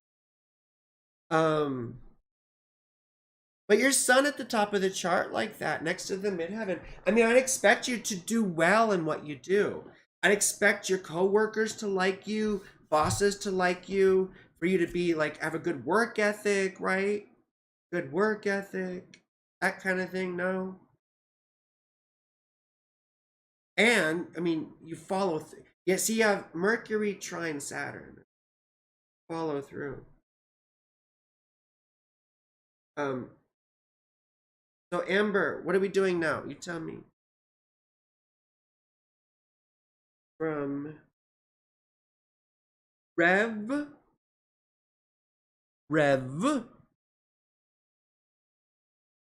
You say you wanted revolution. Well, it turns out John Lennon wasn't a very nice person. Apparently he was a domestic abuser. It's not very nice. Got Rev. Got the motor running. Dee dee dee dee. Heading on the highway. Dee dee dee. Looking for adventure. Or whatever comes our way.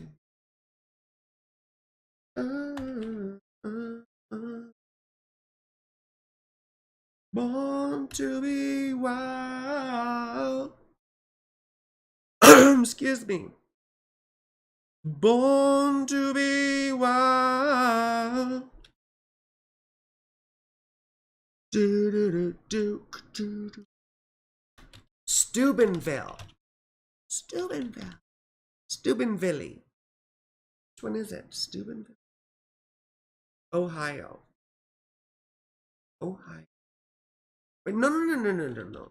Steuben. Is that correct? How do we say Steuben?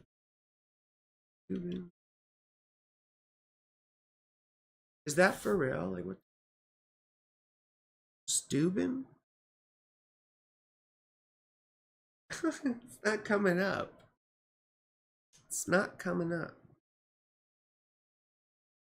Steubenville, Ohio? Is that real? It sounds made up. 123 Fake Street. I typed in Steubenville and I typed in Ohio.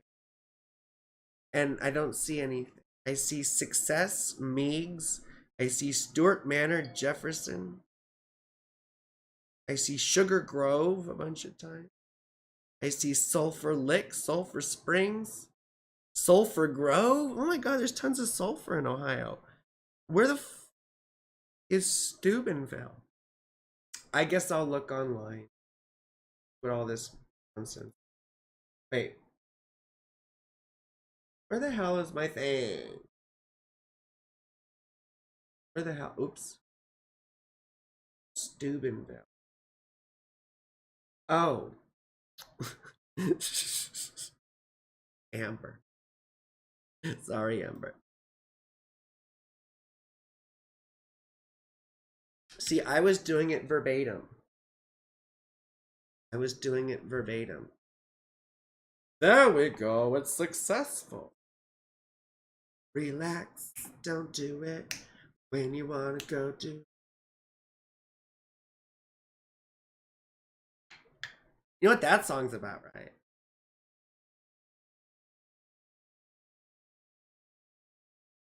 Relax.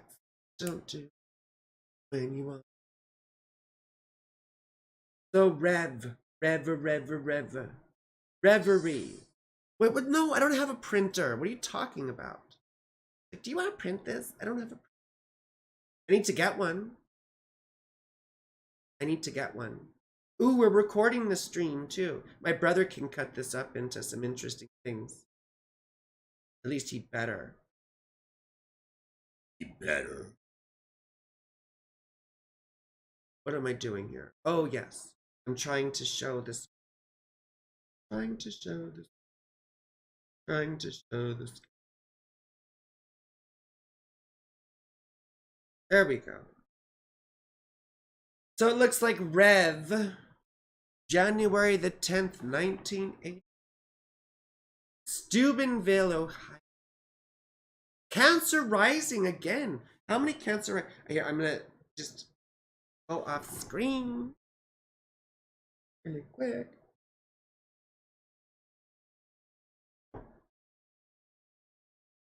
And Cancer rising. Oh, look at that lovely Pisces moon up there in the 9th house next to the midheaven. It just seems so nice, and it's really closely trying the ascendant. There's something very sweet about that. I don't know. I mean, you might be a kind of a pushy person. It's on the river, eastern central Ohio. Is it by Point Pleasant? By Point Pleasant? Great tragedy on the river, Ohio. Right? You ever see the Mothman prophecies? Whenever I think of the Ohio River, I think of wake up, number 37, wake up. Right? Who's seen the Mothman prophecies with Richard Gere and Laura Linney? Such a good movie. Really is. It's very well made in the soundtrack. Anyway, so that's what I think of. And you have an Aquarius Mars too, so you have that same kind of stuff going on. Dr. Manhattan. Just sort of interesting having a Cancer moon. But when your first house ruler's in the 9th house, I have that too, sweet. Holy shit, all you fucking Cancer risings. Well, so listen up, Cancer risings. Rory, that's my brother, Rory. I love you. Thank you. So, Rory, we're recording this stream, and you can make some clips out of it if there's anything useful. And we're going to start doing this on a regular basis because I'm way better live. And so our plan is to record this, record these streams, and then my brother's going to chop them up into, you know, snippets. So you can have videos about this, about that, you know, and there will be like more like 15 minutes long rather than an hour, you know. So anyway, so thank you, Rory. I love you. You're my dear brother. I have to show you. He made me this wonderful computer. I mean, it's really amazing. And I'll go back to your chart really quick, but I just have to show you this computer he built me. He built it himself. Let me move my lights out of the way. But you see, it's got the trans colors, and it's got a heart. Yeah. It's very cool, and it's a pink case. He made it for me for my birthday. He built it for me because a little genius. I mean, he's not little. He's 36. Little. Or 37? So anyway, thank you so much. My little brother Rory has a Cancer moon. Stop with your Cancer moon bashing. Cancer moons always bash their Cancer moons. My daughter's a Cancer moon. I have like 3 exes who are Cancer moons. I've got like several exes of every placement, it seems like. Anyway, so for Cancer rising, like we said, the eclipse is between the 4th and the 10th house, you know? I bet you had some big career stuff that happened, my dear Rev. Life direction changes frequently, you know? Like it's not just your career. The 10th house is your life direction. It's your praxis. It's what people see about you, you know? And now the whole 4th house thing is happening. With Saturn in the 4th house, I don't think growing up was a walk in the park. I don't think it was a walk in the park. I think you probably had not very nice parents, particularly your father, right? I wonder if dad was a workaholic and or an enemy in some way, not a nice person. Or he may have had chronic illness. But anyway, I don't think you had a good relationship with your father. I think home life was probably a bit destabilized. But you've been interested in spirituality and the occult and all this kind of shit for a very long time, probably since you were a child. I have a ninth house moon too. And it's your ninth house, your first house ruler in the ninth house, like I have as well. And that means our whole life motif is being driven by the ninth house. Our search for truth, our quest for reality, or what is. Like as children, we ask the big question: why? Why is this? How is this a thing? Like, I'm here. Oh my God, I'm here. How the fuck am I here? You know? How is this even possible? You see? Now, when you have a seventh house sun like that, even though you're a Capricorn, you still probably have a tendency to escape into other people or maybe even be subservient in some ways or try and people please, you know? Oftentimes there's like a sense of social responsibility, and I don't mean like in the in the activist sense. I mean like feeling like you have to attend to situations, like you need to help people, or when people are feeling bad you need to go get involved. And you see a lot of people with this sort of thing who are assistants, like the assistant to this or the assistant to that.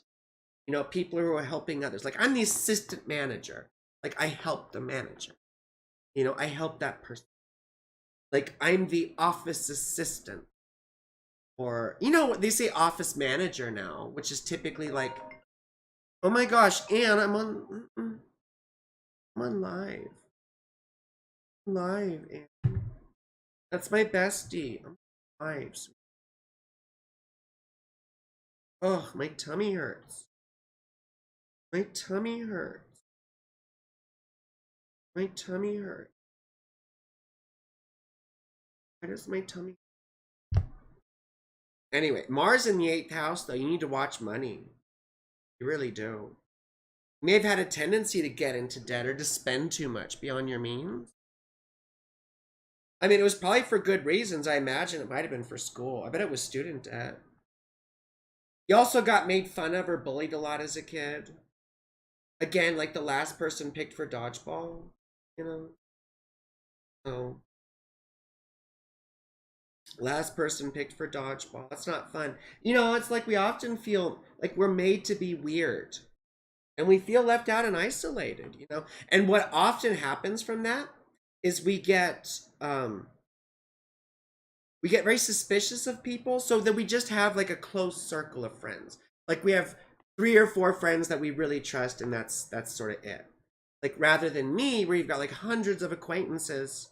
Well, yeah, I mean friends-ish, but then I got like a couple people close that I. But then I still tell all you people everything too, pretty much. Things that I won't get in trouble for. If I could tell you everything, I would, but I don't want to get in trouble. The Sagittarius, the Venus also. 6th house Venus also. Watch out for divorce.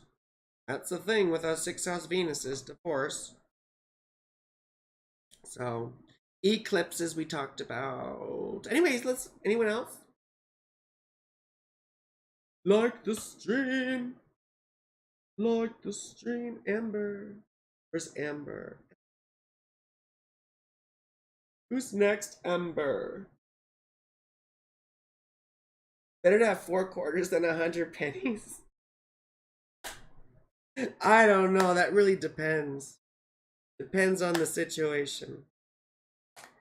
I'd rather have 100 pennies in a sock to hit someone with than 4 quarters. How about that? Okay. We got. Oh, you unsent it. Amber, you're such a punk. You. Whatever. You're so goofy. You're welcome, my Reverend Ponderlust. My dear Reverend. My dear, dear Reverend. I'm sure you have been ordained. I'm sure you are an ordained person of the cloth, my dear Reverend. Soap in a pillowcase. Yep. Yep. Soap in a pillowcase. You know about that. Anyway, I had a friend who was incarcerated who made fun of. He used to make fun of making prison wine out of like canned tomatoes, canned tomatoes. JME. Okay, I'm doing it, Amber. Stop being so pushy. I love you, Amber. Thank you for doing this.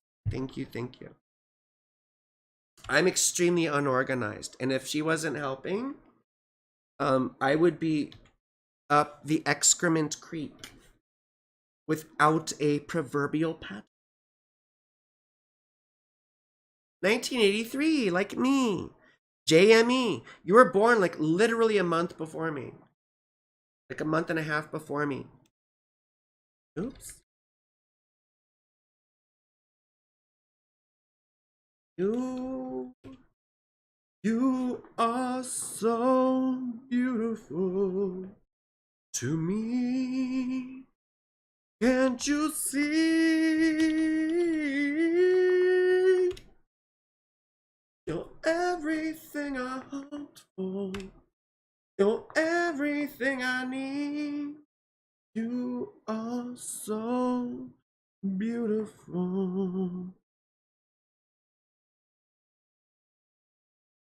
I just met you, JME. I shouldn't have said that. I was just talking out loud. Oh, Libra rising. Well, here, let's animate, extrapolate, and laminate. Oh. Okay.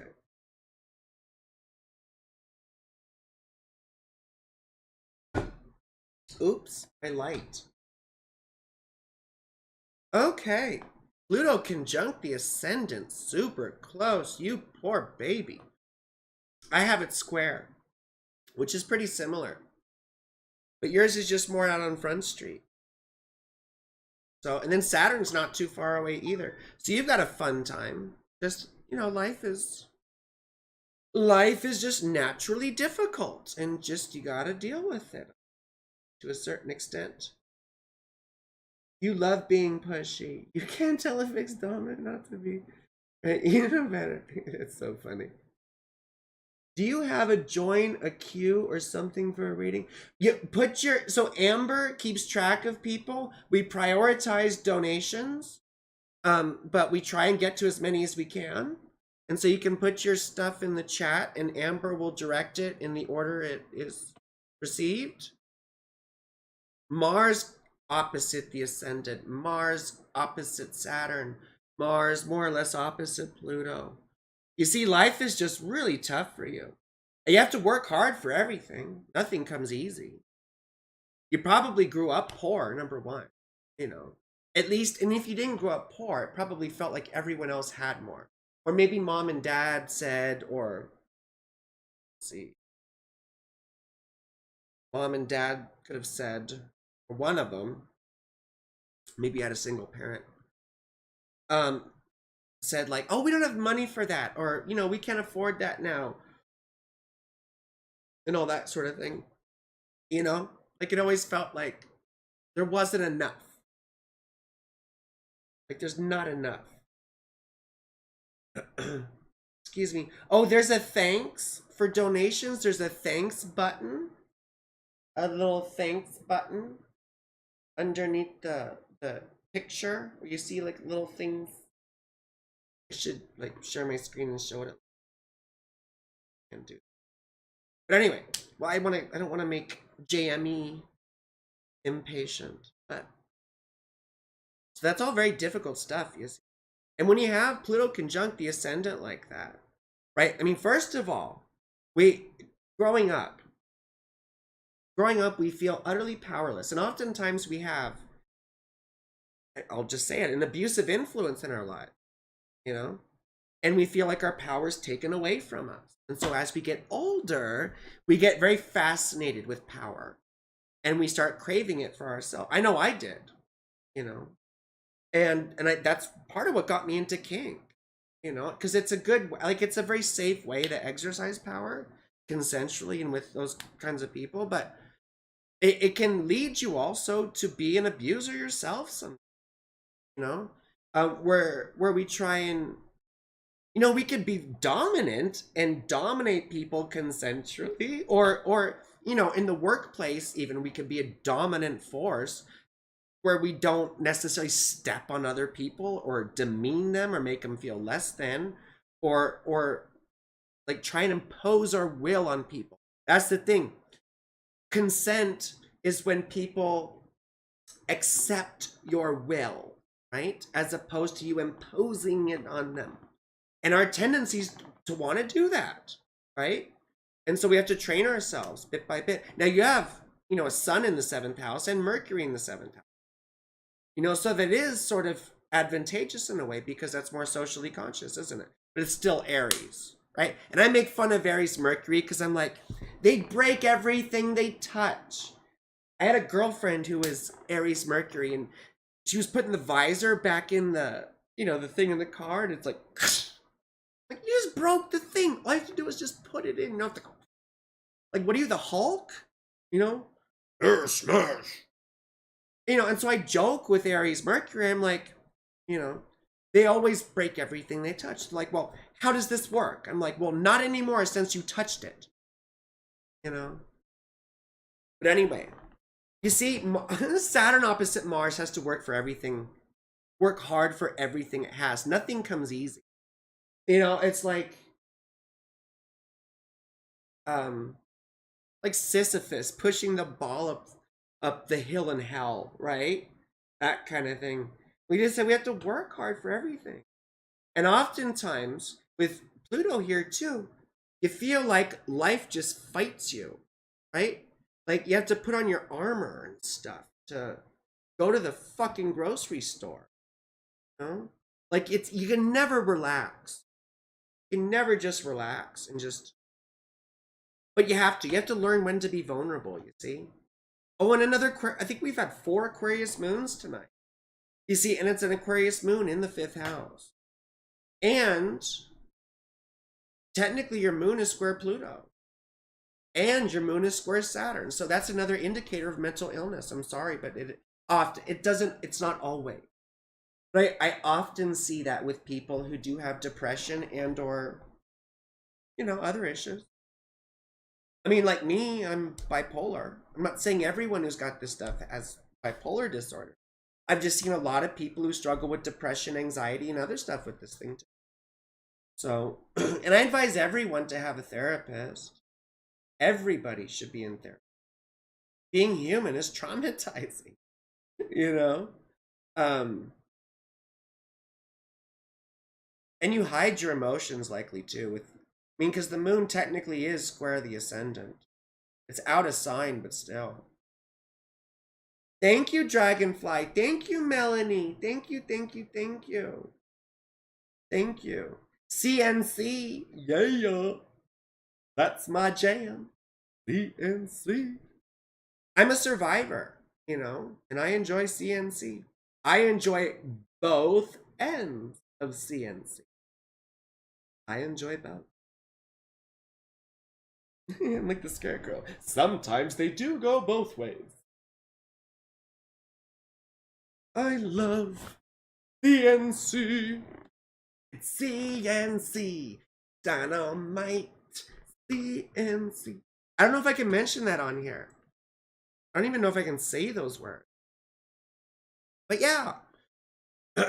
So, and that's those, you know, consensual is the big word. And that's what Pluto people need to work. Pluto people, like us, we need to learn the C word. The C word is consent. That's the big thing. Consent, even with our children. If they don't want to give you a hug, that's okay. You know? We can't, like, you know, parents be like, you need to hug your Aunt Selma. I don't know. I'm talking about Simpsons. Like, you need to give them a hug and be nice. Well, no, that's not good. I saw a post yesterday that said, You know, spanking children makes them better. No, I'm sorry. I was, my parents believed in physical stuff. Right? It was the 80s, military family. You know, but that did not, it did not make me any more well adjusted. If anything, it made me, it gave me some weird kinks. It gave me some weird. At least some people enjoy that sort of thing.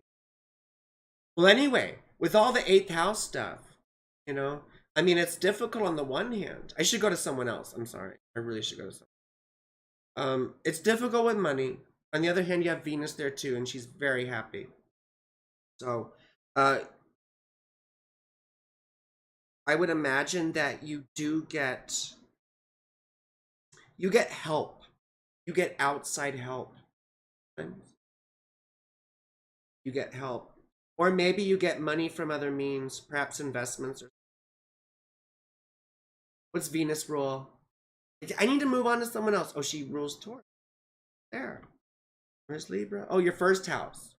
Okay, first house ruler in the eighth house. Last thing I'll say to you, self-harm. Not do self-harm. Be careful about that. It may not be an issue for you, but I frequently see people with the first house ruler in the eighth house who need to watch out for self-harm. In lots of different respects. It doesn't have to be, you know, something drastic, but something to be aware of.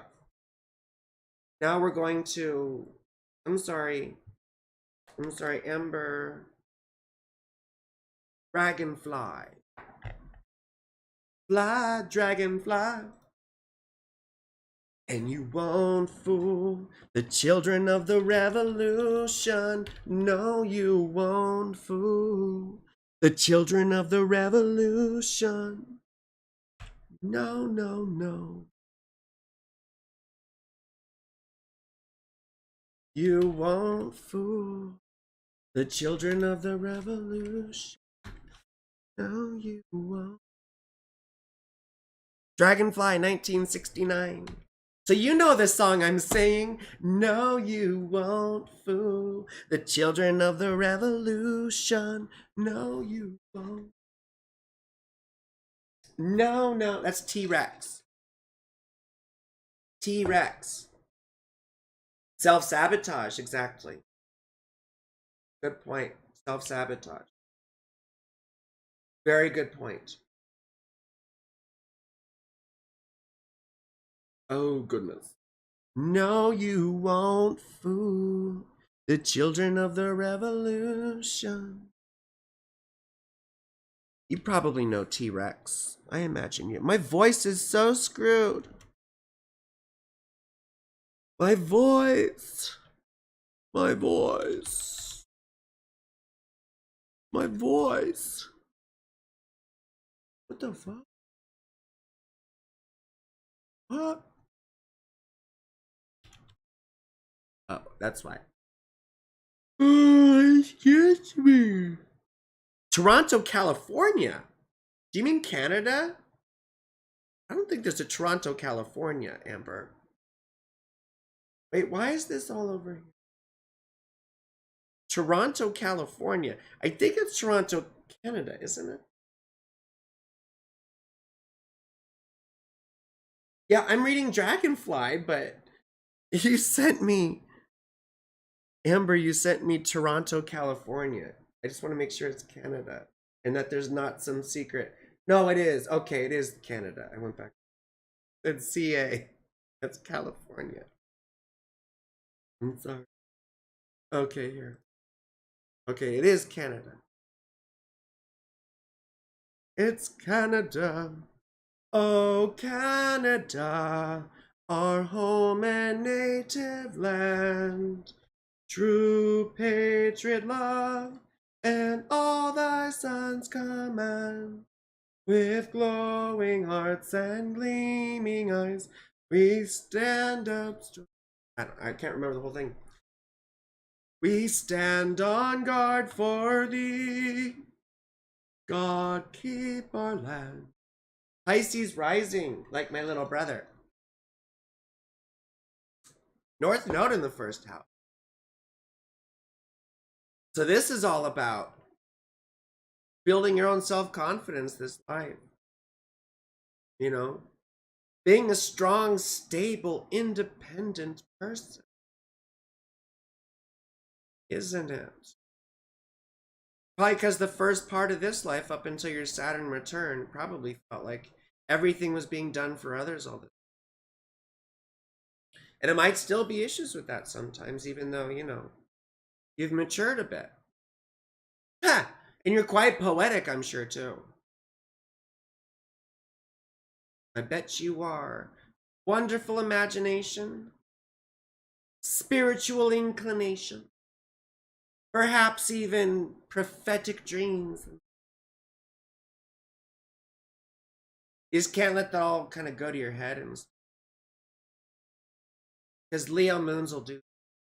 In fact, your moon and your sun, look at that, mutual reception. Oh wait, I'm sorry. Reception. One-way reception. The sun has reception with the moon. So the sun is supporting the moon in that place. So that definitely helps it out quite a bit. I wonder if you've had chronic health issues. Excuse me. You know, but oftentimes that sixth house moon thing can make people hypochondriacs. It makes people like extremely sensitive to everything, like allergic to everything. Or as kids, like they always had a sinus infection, like they seemed like they were always sick, you know. My mom has this in Sagittarius, and she's like, "Oh my god, I'm allergic to that. I can't have this. Like, I can't have that. Like, everything is, you know."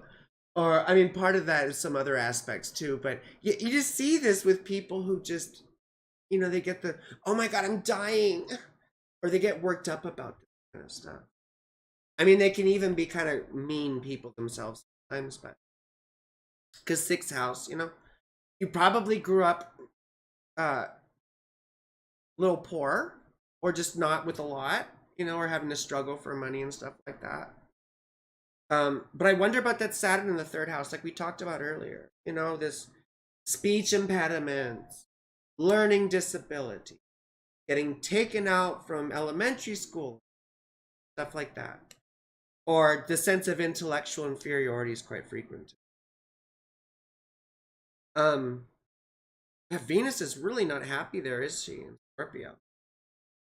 Really not. And she rules your third house. So I wonder about siblings. And I wonder if that Saturn actually has to do with the sibling thing. Do you have siblings that you had issues with? That either you don't talk to anymore or had some kind of falling out or fight with? I don't know. I don't know.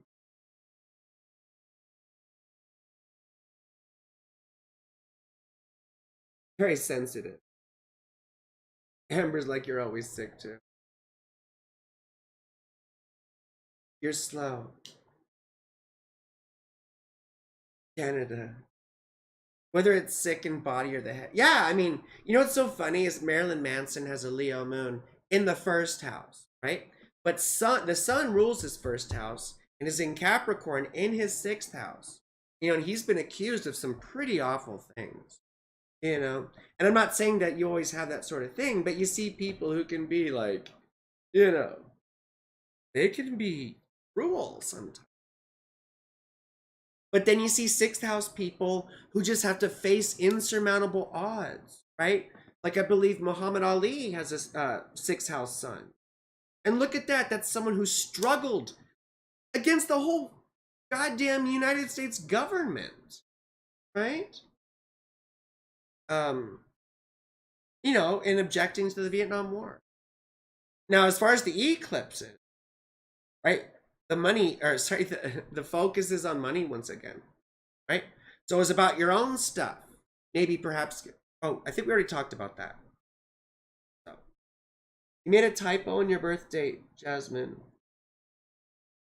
Are you Jasmine. Jasmine, please. Jasmine. Typo. So let's see, 12/22. I had September 20th. Oh, 93. It was 92. 93. I think you were still a Cancer. Moon conjunct Pluto in the 5th house. That's pretty wild.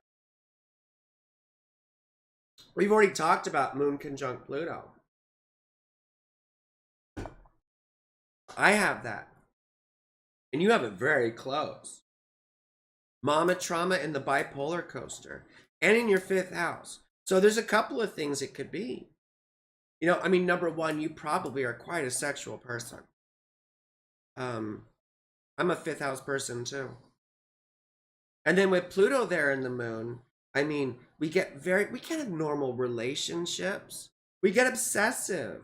We want to wear people's skin like a hat or a jacket. You know, we want to crawl inside their bodily cavities, live there. We want to, you know, I don't know if I could say that stuff funny. You know, we want to basically like trade every bodily fluid, including spinal fluid, with someone. You know what I mean? Like, that's the kind of thing. It's very intense.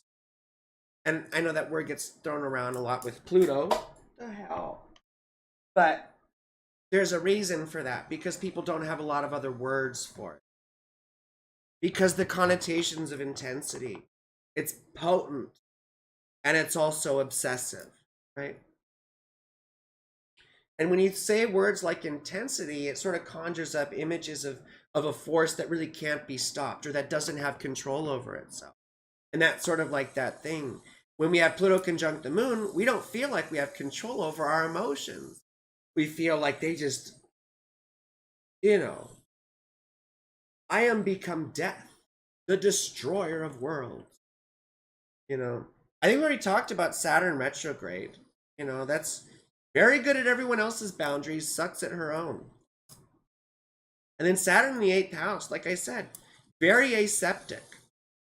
It has a very difficult time being intimate with people. It can't share its feelings, you know. Whereas 7th house Saturn is just very independent and is like, I don't need anyone, right? 8th house Saturn is like, I don't want them to see me. I don't. Why does this seem so weird? I don't want them to see me. I don't want them to like know what I feel and think. So,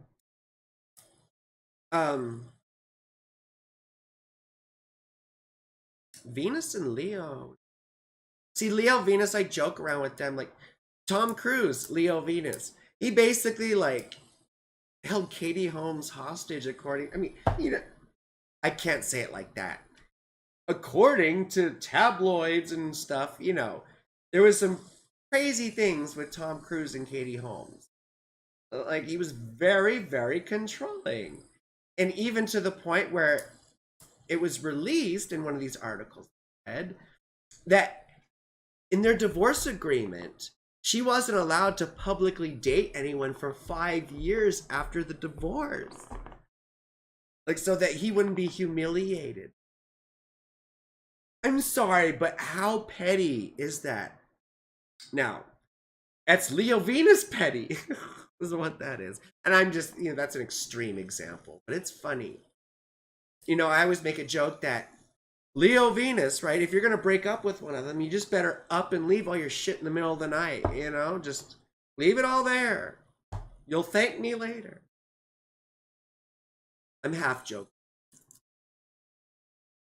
But anyway, 3rd house Sun too. Ruling that 2nd house. And in your 3rd house. So I wonder if you do make a livelihood somehow from writing, speaking, teaching, media somehow. I'd imagine you're a pretty good speaker. Even though probably growing up you didn't feel like one. And maybe you still don't feel like one. Because you're still quite young. But, you know, you learn as you get older. How to trust your own instincts. Well, you're 30, I guess, right? You're 30. People still think I'm 30. Someone thought I was 28. I'm like, yeah, I wish. Try 40. 40. It just feels so awful. 40. 40. 40. Anyway. That North Node in the 6th house is learning responsibility, you know? Not like the most fun North Node, but it definitely is good. It's good for your life. Makes us take responsibility for things. It makes us get a life in order. Typically, we feel so out of it growing up. You know, we feel so removed from everything. We can be very dreamy and just, you know, act like we're drunk growing up. And then all of a sudden it's like, gotta start doing things, gotta start adulting. People are counting on me. Social awkwardness. Yeah. Well, yeah, I mean, you have Venus opposite Saturn. Venus opposite Saturn is extremely socially awkward. You know, it could be shy or it could just be weird as fuck. You know, so proud of you. Oh, thank you so much, Jamie. You're so sweet. I love it. And yeah, I'm fucking crazy. I'm sorry. I'm a weirdo. I've just been doing this for a long time, and I kind of understand people a little bit. Been doing this a long time. Been a long time, been a long time. Lonely, lonely, lonely, lonely. Anyway, Mars in the 4th house, though. Dad may have had a temper. You probably have a little bit of a temper yourself around the home. You know, I'm sure you're passive aggressive as hell. Like, but if you have children or a partner that lives with you, you're probably gonna be like, that doesn't go there. No, no. Or you know, you're gonna be a little fashy about decorating or something. You know, it's your space. It's mine. This is my space. MySpace. Remember MySpace? That's what you are. You're MySpace. If you were social media, you'd be MySpace. Moon in Scorpio too. That's the other thing about that moon. It's just so difficult to have. And the moon rules your 1st house. You think, oh gosh, my 1st house ruler in the 5th house. That's so lovely, isn't it? I mean, yeah, it is. It's very fun and good for having children. Wait, where's Mars? In the 4th house. That's not bad for having. Mars isn't happy. So there's probably, I'd just be careful of complications. Complications from pregnancy. And that's a possibility I see. Oops. Just a possibility. Just a possibility. Oh, but Scorpio moon. I mean, it's just difficult. It often indicates a difficult mother too. But it's just like our emotions are so out of whack. You know, we don't express our emotions. We hold things in. We get paranoid. We start projecting our personal stories onto people. Like, oh my God, I know she's doing that or he's doing that or whatever. Like, no. Like, they're in the fucking room playing video games. They're not doing anything. But we get stuck on this sort of stuff, you see. Anyway, who's next? Sorry, I got stuck on that. I was planning. Who else? Who else? Who else? I'm sorry. We did that. Did Dragonfly? Eleni. From Lowell, Maryland. Maryland. Maryland. Hey Amber, let's go for another 20 minutes. So can you line me up 3 more and I'll go quick. After Melanie, we'll go Melanie and then 3 more. Melanie and 3 more. Melanie and 3 more. Melanie. Melanie and then 3 more. Melanie and 3. Do do do. Do do do. Oh, God. Oh my gosh. Last night was so much fun. I can't wait till next week. I'm gonna start having to do this a lot more. I mean, that's the plan. That's the plan. See, astrology's like a job now. So, like, my two passions are shooting and kink. You know, those are my passions. Shooting and kink. And then astrology. But this is like a job. Melanie. Holy shit. Melanie's a Cancer rising too? Maryland. Why did it say MA is Maryland? Hey, Amber, let's stop using abbreviations. Stop using abbreviations. Because MA is Maryland. Unless I'm absolutely stupid. I'm pretty sure MA is Maryland.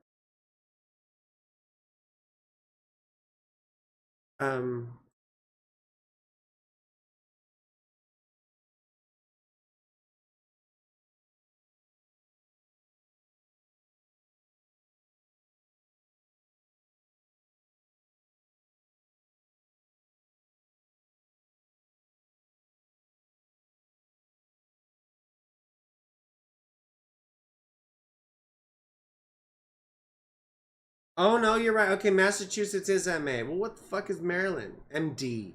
Okay. Okay, well, I'm stupid then. That's my fault. That's my stupid fault. I thought it was Maryland. That's my fault. That's my fault. MD is Maryland. MD. MD. You were born 2001. You were born when I was graduating high school. I feel so old. I feel so old. Properties. Then show. Oh my gosh. Cancer rising. We've already talked about the eclipses. Hopefully you were paying attention, right? This one is about your living situation. And like I've said in the past, it often entails moves, big moves, finding a new place. Something to do with that or your parents. And you have your North Node in the first house too, so there's a whole theme once again about independence. Whole theme about independence. Oh, Scorpio moon too. Ruling the first house. Just like the last one. Where's Mars? In the sixth house. 2001. So you're what? 22?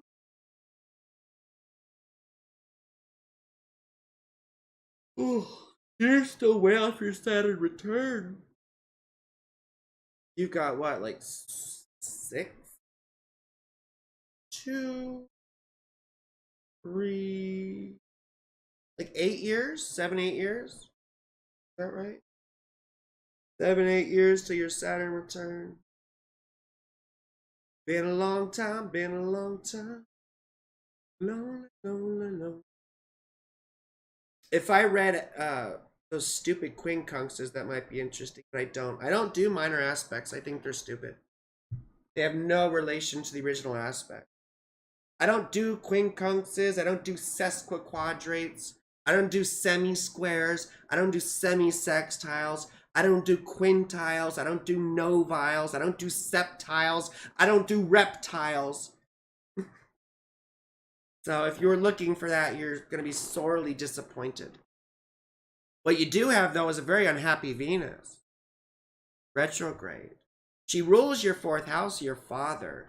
So I imagine Dad wasn't a particularly nice person. He was probably quite successful, though. I mean, wasn't he? Was he successful, but not very nice?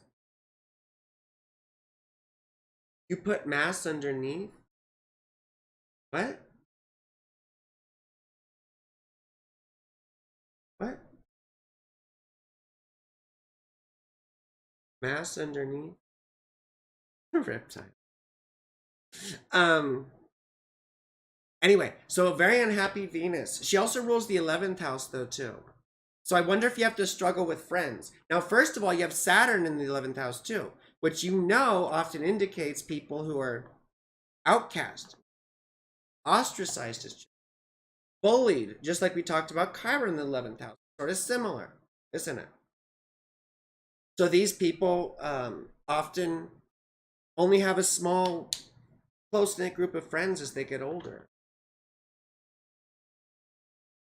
And I imagine you've probably had friends betray you, or stab you in the back, or turn on you or something. I already talked about Aries Mercury and we laughed about it, you know. We talked about like how Mercury in Aries just breaks everything it touches. I love that joke though. Like Mercury in Aries says, "Well, how does this work?" And I'm like, "Not anymore since you touched it." I get stuck on my own joke. I was driving with my daughter the other day, and there was so much goddamn construction. It was driving me nuts. Now I know it's right before winter, they're trying to get it done. And I'm like, I swear to fucking God, all they're doing is rearranging the cones. And I thought it was so funny. I made myself laugh. And she's like, Dad, it's not that funny. It's really not that funny. So, well, anyway,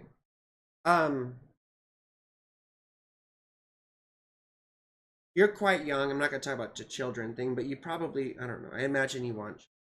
Your mom may have been a bit wacky, you know, fun loving type person, or maybe she was like a child. Maybe you felt like you had to raise your mother and like you didn't get to be a child. And you need to be more childlike with that fifth house moon. And you probably are quite a sexual person. The fifth house stuff, moon, sun, Mars, Venus, those four things, any of those four things in the fifth house, it makes us very sexual people. Libidinous, licentious. Scorpio moon puts up walls. Yeah, I mean Scorpio moon. The Scorpio moon has nothing to do with the friends though. Scorpio moon has to do with how you emotionally deal with that. And it's not well. Because Scorpio moon, like I said, gets very paranoid and it projects its own paranoia onto reality where it doesn't match. That's the thing. All of us do this. We project our expectations and the stories that we tell ourselves onto life. And then we experience that because that's what we put out there, because that's what we're coloring life. We're seeing things through lenses, right? St. Paul said we see through a glass darkly, right? Meaning we see through these layers of identification. I'm Frankie. I'm a parent. I'm a trans girl. I'm an astrologer. I'm a Mason. I'm super kinky, right? These are lenses that we view the world through.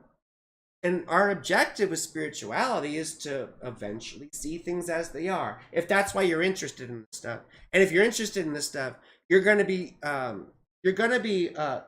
sorely disappointed if you're not interested in self-realization. Because otherwise you're just going to be a charlatan taking people's money for nothing. Because if this isn't a tool for self-development, it's a tool for self-masturbation. Right?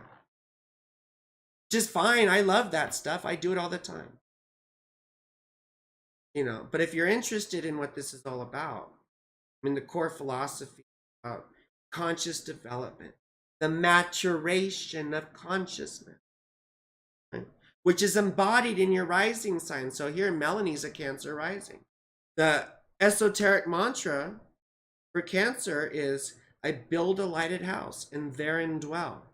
The lesson for that is about building that inner shrine. Cancer's all that softy lunar stuff, isn't it? You can't give that from a place of weakness, right? Right? We build a strong inner shrine, that inner powerful nature from which to radiate out all that wonderful sensitivity. and connectivity and empathy, because that through shared pain and suffering, that's how we connect, isn't it?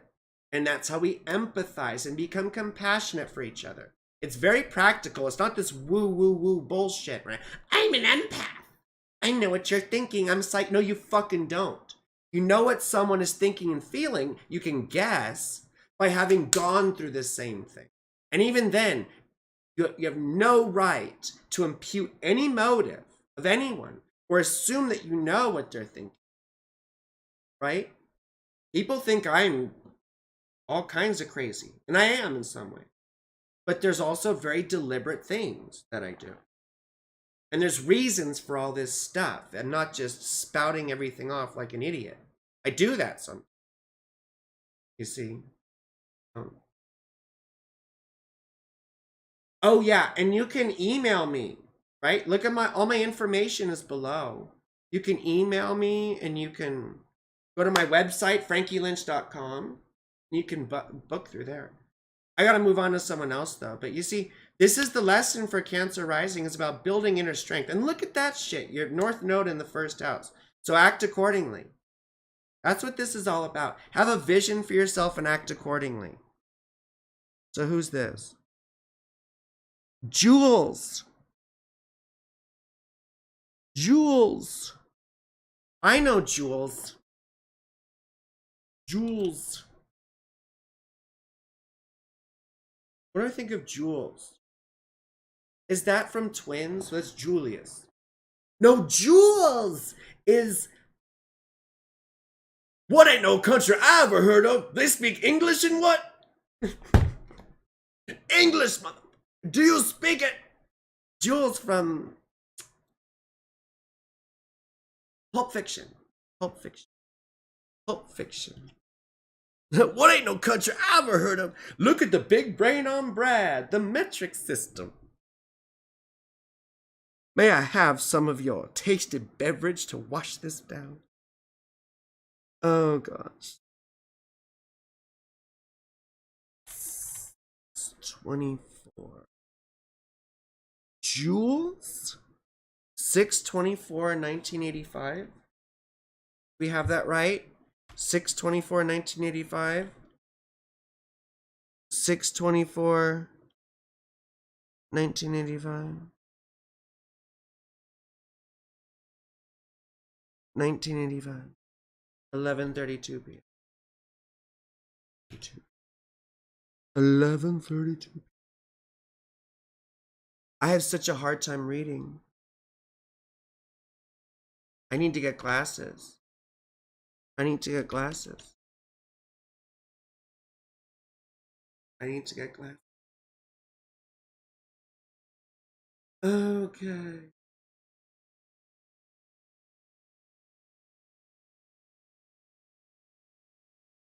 Oh, Pisces rising. Yeah, another Pisces.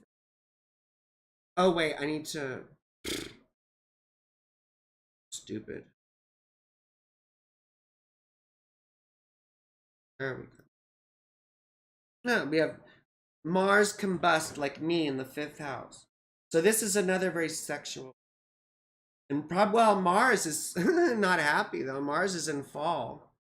You know, and there's lots of very virile people with Mars in Cancer. But I always make fun of it that it needs the blue pill. You know, it needs the blue pill. You know what I'm saying? I mean, nothing to be ashamed of. Even when we're on hormones, sometimes that's the thing. But it's a joke, you see. I don't have that issue. But I imagine that you're very, very, you know what I'm saying? You like the encounters. You like people. You like flesh. You like human flesh. That's exactly right. You like human flesh. I love human flesh. And I have Sun conjunct Mars in the 5th house as well. It can make us have children sometimes. But Mars in the 5th house also can make having children difficult. For women, for pregnancy and stuff like that, it can lead to C-sections, which are pretty routine nowadays. But Mars is lacerations, it's surgery, things like that. See? Um, but conjunct the sun and in the fifth house, that's pretty good for children, for pleasurable pursuits, for things that you enjoy doing. If you're a small business person, you see, it's like gambling, sports, things like that. I mean, I think of like Walt Disney had a bunch of shit like that in the fifth house, But then, it's also pleasure. And you think about someone like me who has her 10th house ruler in the fifth house, and I do naughty stuff on the side and everything like that. And so, I don't know. There's lots of different ways then that this can express. So, and Mercury rules the 7th house and is down here in the 5th house. So the kind of partners that you need, that you're attracted to, are going to be fun-loving people, and probably people either who already have kids, or who want kids, or who are good with kids, right? Or who have like a childlike sensibility, and they probably need to be able to, right? Like they need to be able to keep up with your sexual appetite. At least that's what I'd expect. For partners, for me, it's very depressing if they can't. Isn't this you, Jules? Isn't this you? Who the hell's this, Jules? This is Jules. June 24th, 1985, 11:32 p.m. Grangeville, Idaho. Is this correct? Is this correct?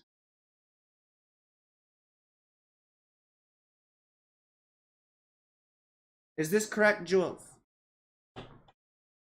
June the 24th, 1985. 11:32 p.m. Okay, because I was talking about Jules and like making fun of it because of Pulp Fiction. Remember Jules? What ain't no country I ever heard of? They speak English and what? The path of the righteous man is beset on all sides. What is he saying? Is beset on all sides by darkness and the tyranny of sin. And I will strike down with great vengeance and furious anger on those who would attempt to poison and destroy my brothers. And you will know my name is the Lord when I lay my vengeance upon thee. I think that's, I don't remember the whole thing, but I used to love that movie. Saturn in the 9th house. I have Saturn in the 9th house and Pluto. Your baby daddy called? Yeah, they always do that, don't they? Baby daddies. Baby daddies. Baby daddies. Well, and I imagine you have daddy issues because you have Chiron in the 4th house.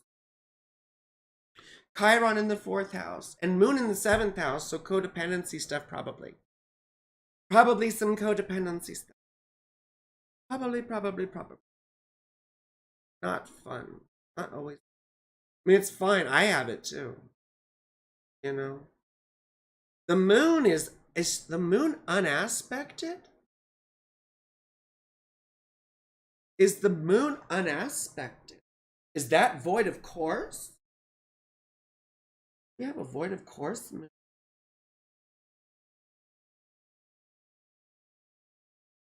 Huh.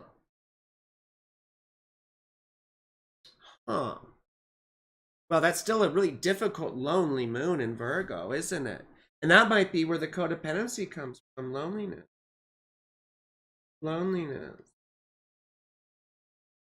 I'm sorry. And Amber, are we timing me? Shit. I gotta go on to the next one. See, I'm not, I need to be timed. Anyway, 9th house Saturn usually makes us very skeptical and incredulous people. We usually get disillusioned with religion at a very young age. And then the rest of our life is sort of spent on a quest for meaning. And it's very important that we figure that out because that determines the rest of our life. Jupiter's your first house. I gotta go on. So watch out for mental illness, though. Watch out for mental illness. Well, in none of this is a death sentence, Jules. It's not like you're destined to be alone necessarily.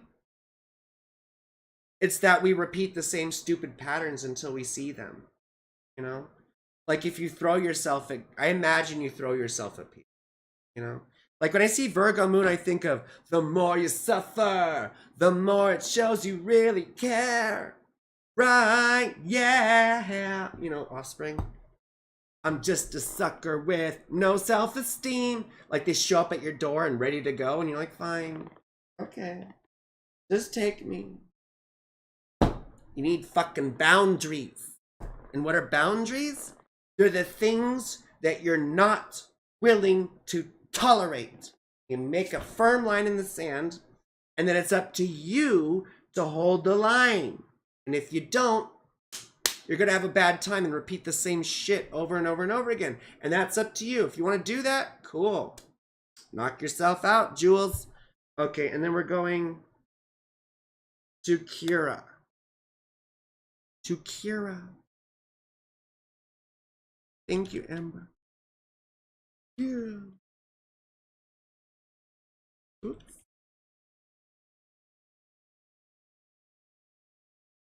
Yeah, I know it's lonely as fuck. I know. And you're gonna get hurt, regardless. So you have to be okay with getting hurt. Like this is a wonder. Okay, from my angle, I've been really, really hurt by some people. Like really, really, really hurt. But I'll be damned if I'm gonna give up. You know? I mean, but I have a lot of motivation in the fifth house. But you see what I'm saying? You have to be prepared to get hurt. You know, if you're gonna go in the pool, you know, you could drown. Or you know, when you get in an automobile, you could get in an accident. You know, when you go dating, you could get hurt. You have to get used to that fact and get very accustomed with failure. I've gone on a shitload of dates, a lot of dates, and I met some people that I really like.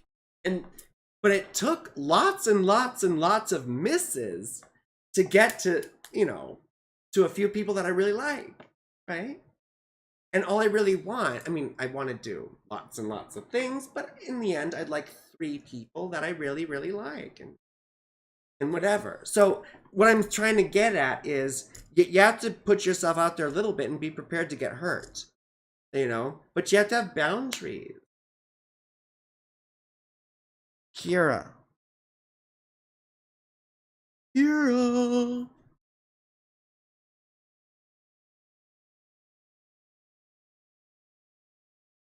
No. Wait, 4. I gotta go to bed soon. I stayed up so late. Or early, depending on what your standards are. And thank you so much, everyone, for being. Oh, we have 7 viewers left. Holy shit! I went for 2.5 hours. You vultures! You vultures! Oh my god! You've sucked the life out of me. 2.5 hours. I'll never get that time back. I'm kidding. I'm kidding. I'm kidding. Kind of. What does this say? The fuck? Edgewood? There's 2 Edgewoods in Kentucky. There's Bell County and Kenton County. Bell County and Kenton County. I hate when this happens. Let me look up here. Edgewood, Kentucky. Edgewood, Kentucky. What county? Edgewood. I'm gonna say it's. What was this? This one says Kenton County. I'm gonna assume it's Kenton County. Is this Kenton County? Kenton County. Kenton. We're gonna go with Kenton. I mean, Kentucky's not a giant state. I hate that when it had like Which county? I don't know which county.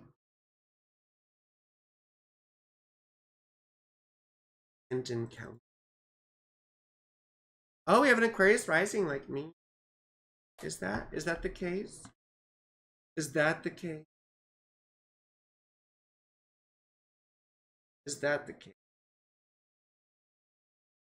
It looks like it. Hopefully we have all your stuff correct, Kira. Edgewood, Kentucky, and Kenton County. So if that's the case, then it puts you at Aquarius rising. But you have Neptune conjunct your ascendant.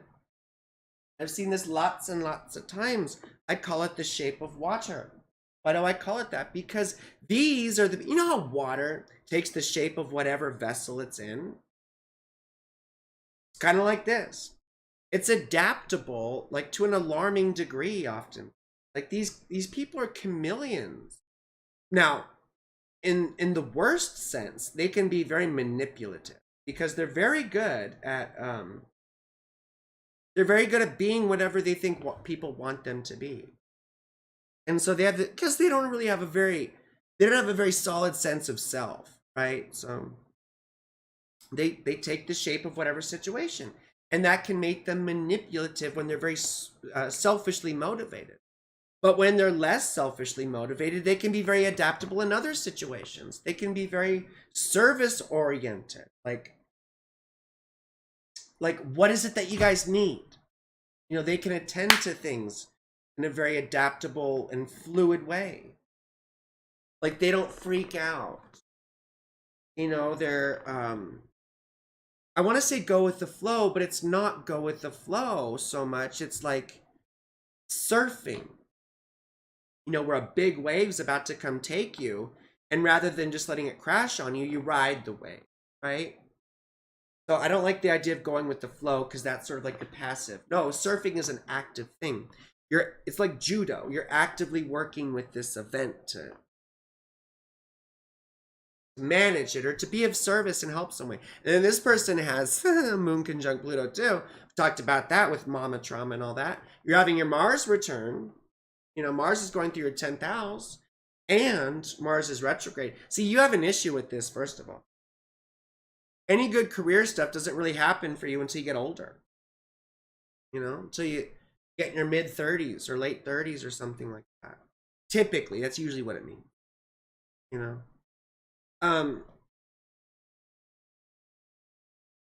And technically Mars is opposite Saturn. Makes you have to work hard for everything. It's a wide orb, but still opposite. 5 degrees, it's not that wide.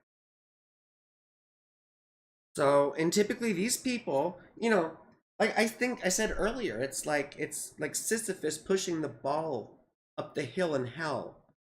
Pushing the ball up the hill in hell. Right? And it's like an unending menial frickin' job. That's also very dangerous and scary. And that's sort of how I think of Mars opposite Saturn.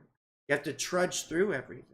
But the key thing for this is like Winston Churchill said, when you're going through hell, you keep going, right? So, and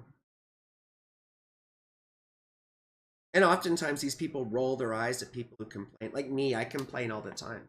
You'd probably be like, oh, there she goes again. And then the 4th house Saturn, usually that's destabilizing our childhood, making our home life quite painful. Usually it's the dad, like either an abusive or neglectful father.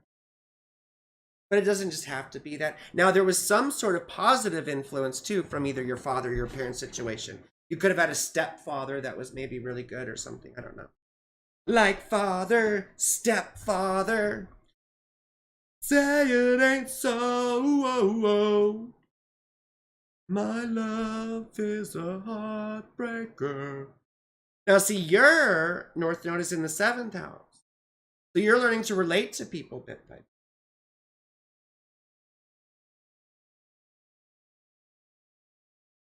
Oh, well, you can always go to my website, frankielynch.com, or my email is down below. You can reach me. You can reach me through Facebook, through Twitter, through Instagram, through TikTok. What else? Um. Anyway, you probably got bullied quite a bit too when you were a kid. Sucks when you have the thing at home and then the thing at school. Like people treat you like shit at home, and then you go to school and they treat you like shit there. And then childhood is fucking traumatic. I mean, that's what it was sort of like for me. And you never find, you never find like a comfortable space. Your daughter has a fourth house Saturn too. It sucks, but it's life. You know, it is. That's what astrology teaches us. It teaches us how to face whatever comes. We have a certain amount that we have no control over, right? 99% of life, really, I say, is out of our control. The 1% that we do have control over is our attention. And we learn to master our attention over time. And really, it's our attention. What is attention? Whence does it flow? Attention comes from your consciousness. The only thing you really have power over in your life is your attention. And you don't even have power over that. It's a skill we have to exercise. And I suck at it. And I've been working at it for a long time. And I still suck at it. But that is the one saving grace we have in life. It's the only way you have to explore your spirituality or whatever the fuck you want to call it. All you have to explore is your attention. Putting your attention on the sensation of being you. Because that's the actual adventure. That's the mystery. So that's Kiara. And then we have Skin by Bunny. Oh, we have a friend from Tunisia. From Tunisia. Is this? I think this says Tunisia. We've had lots of friends from Tunisia. And I know the political situation is still quite difficult. But we've had lots of... I'm an international girl. We have friends from Syria. We have friends from Israel. We have friends from Palestine. We have friends from Georgia, from Tbilisi, from Ljubljana. We have friends from... Did we get someone from Azur? No, we didn't get someone. Anyway, lots of places. Lots of places. I'm an international girl. 6/26/96. Oh, my head hurts. I have a headache. I need to relax. I've been doing this for a long fucking time. 6/26/96. No, 99. Ugh. See, I'm getting tired. I should have stopped 30 minutes ago. I'm not doing this again this long. Can't do that. I just started feeling bad because everyone's like, well, what about me? What about me? What about me? What about me? What about me? Oh, the yellow brick road. Oh, the yellow brick road. Oh, the yellow brick road. Oh, the yellow brick road. Oh, the yellow brick road. Oh, we don't know Tunisia's time. We don't know Skin Bunny's time. We don't have a birth time on the Tunisia friend. And I'm not waiting around for it, sorry. I'm not waiting around. Skin by Bunny, quickly, what time were you born? 96?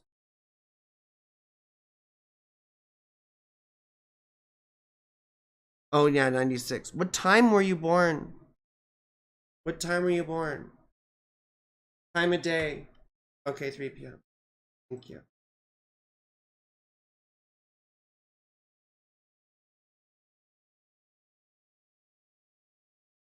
My face is dragging.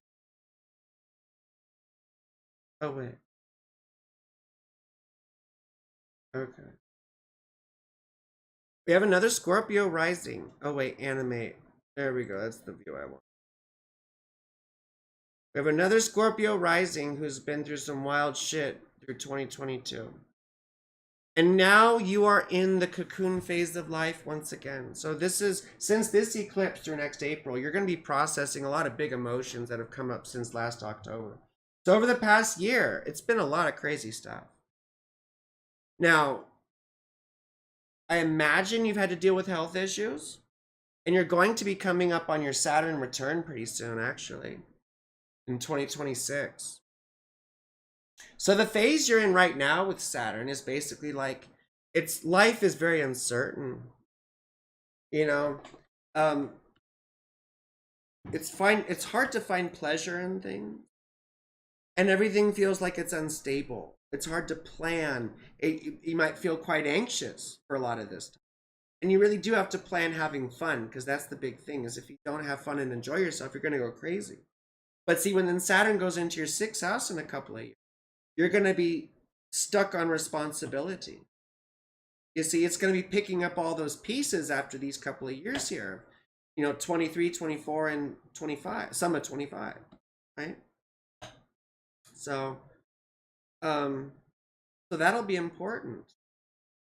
And then, but so for the next 6 months or so, you're going to be probably in seclusion. And you're going to be having to deal with your mental health, because a lot of these past pains and hurts, you have all this stuff in the 8th house too.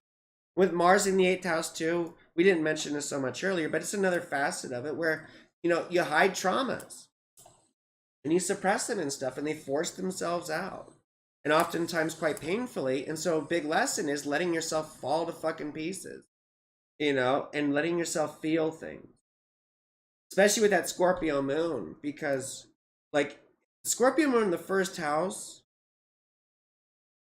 I mean, it's a bit, you just have to be careful, because you believe your own lies.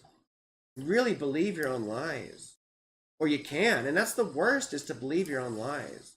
Because then you think everyone's out to get you. Like, you think one crappy thing about someone, and that becomes reality. And this is what I talked about earlier. Your internet skipped out.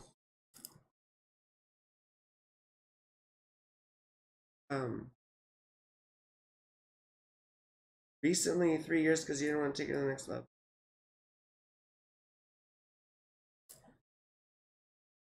I wonder when that was. Because, I mean, you would have been having relationship issues last year. For sure.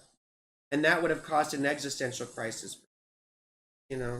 But the believe the lies thing is really important, because what we frequently do is we tell ourselves stories in our head. We all do it. And then we project those stories onto life and experience. And then we assume things are the way we think they are. And they're not necessarily. Everyone's like, oh, follow your gut. Follow your gut and follow your intuition. Sometimes your gut's fucking wrong. Your gut's full of shit. Right? Your gut's full of shit. So, and now this phase, like I said, we're retreating a little bit. Whereas Jupiter's going through your 7th house, though. So you could likely meet someone new, But that's the thing, is we have to relate to ourselves in a new way before we can really be satisfied in a relationship, But this, Jupiter here in your 7th house until next year, May of next year, is sort of auspicious for getting those things in order and perhaps meeting someone. No, you can't trust your gut, and you can't read fucking minds. So what do? You ask questions. Oh, but people lie. So do you. Yeah, how else are you gonna find? You don't live in anyone's head. I don't care who you are. You're not psychic. You don't read minds. Anyone who claims that they do know what anyone's thinking or feeling and reads minds, they're abusive. And I think they're full of shit. Unequivocally. And I've seen it happen. I've been in the cult for 28 years. I've seen so many idiots who have this overinflated sense of self, and I do too. I have a terribly overinflated sense of self, but they think they're fucking magical. They think that they do all this magic stuff, and it's, again, a story they tell themselves in their stupid heads. And it allows them to be abusive to other people and assume that they know what they're thinking and feeling. And when you assume you know what someone's thinking and feeling, what does that justify? Whatever you do that hurts them. Because you're doing the right thing, because you know. It's a bunch of abusive nonsense. And spirituality can be terribly abusive. So anyway.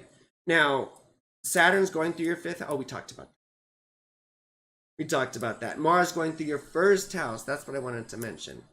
So this is going to be an interesting month until late November. And it probably feels like you have a bunch of energy that you didn't have before. And now you have to channel that in constructive directions, because this can lead you all over the place. It can make you aggressive. It can make you rash and impulsive. And when you rush around, you can get hurt. Mars rules cuts, scrapes, scratches, bruises, right? And you don't want to do that. If you're in the kitchen, pay attention to the fucking knife. Pay attention to the stove. Because likelihood is you could get burned or cut. Don't go off on road rage, you know? Be careful with all that stuff. So anyway, I really do have to stop here. I went for 3 hours. I wasn't going to do that. I was going to go for 2 hours. I went for a whole hour extra. So I hope you're a helper. I know there's people who are upset that I didn't get to them. You know. Oh, and it's hard for me to see all these comments, just so you know. So I usually wait, like Amber and whatever. Yeah, I don't know when you came in reclaimed, but I'm doing this pretty frequently. Like, this is just my first time getting back to it after a while. You're welcome, sweetheart. And thank you so much for coming, and thank you for staying around, those of you who did. You know, I think there was some good stuff here. Well, and so before I go, for those of you who are still here, this is what I want my format to be. I just need my fucking brother to help me with this, because the plan here is to do live stream. And the first, only do 2 hours. The first hour, the stuff I want to talk about, right? So things like transits and all that sort of stuff. And then the second hour, doing your chart readings. Oh yeah, it is a lot. In 3 hours? Like, Jesus Christ, I went 3 hours. My God. Anyway, my voice is tired. I need to relax. I love you all. My contact information is below. And I do the best reading. I do. This is just a little snippet.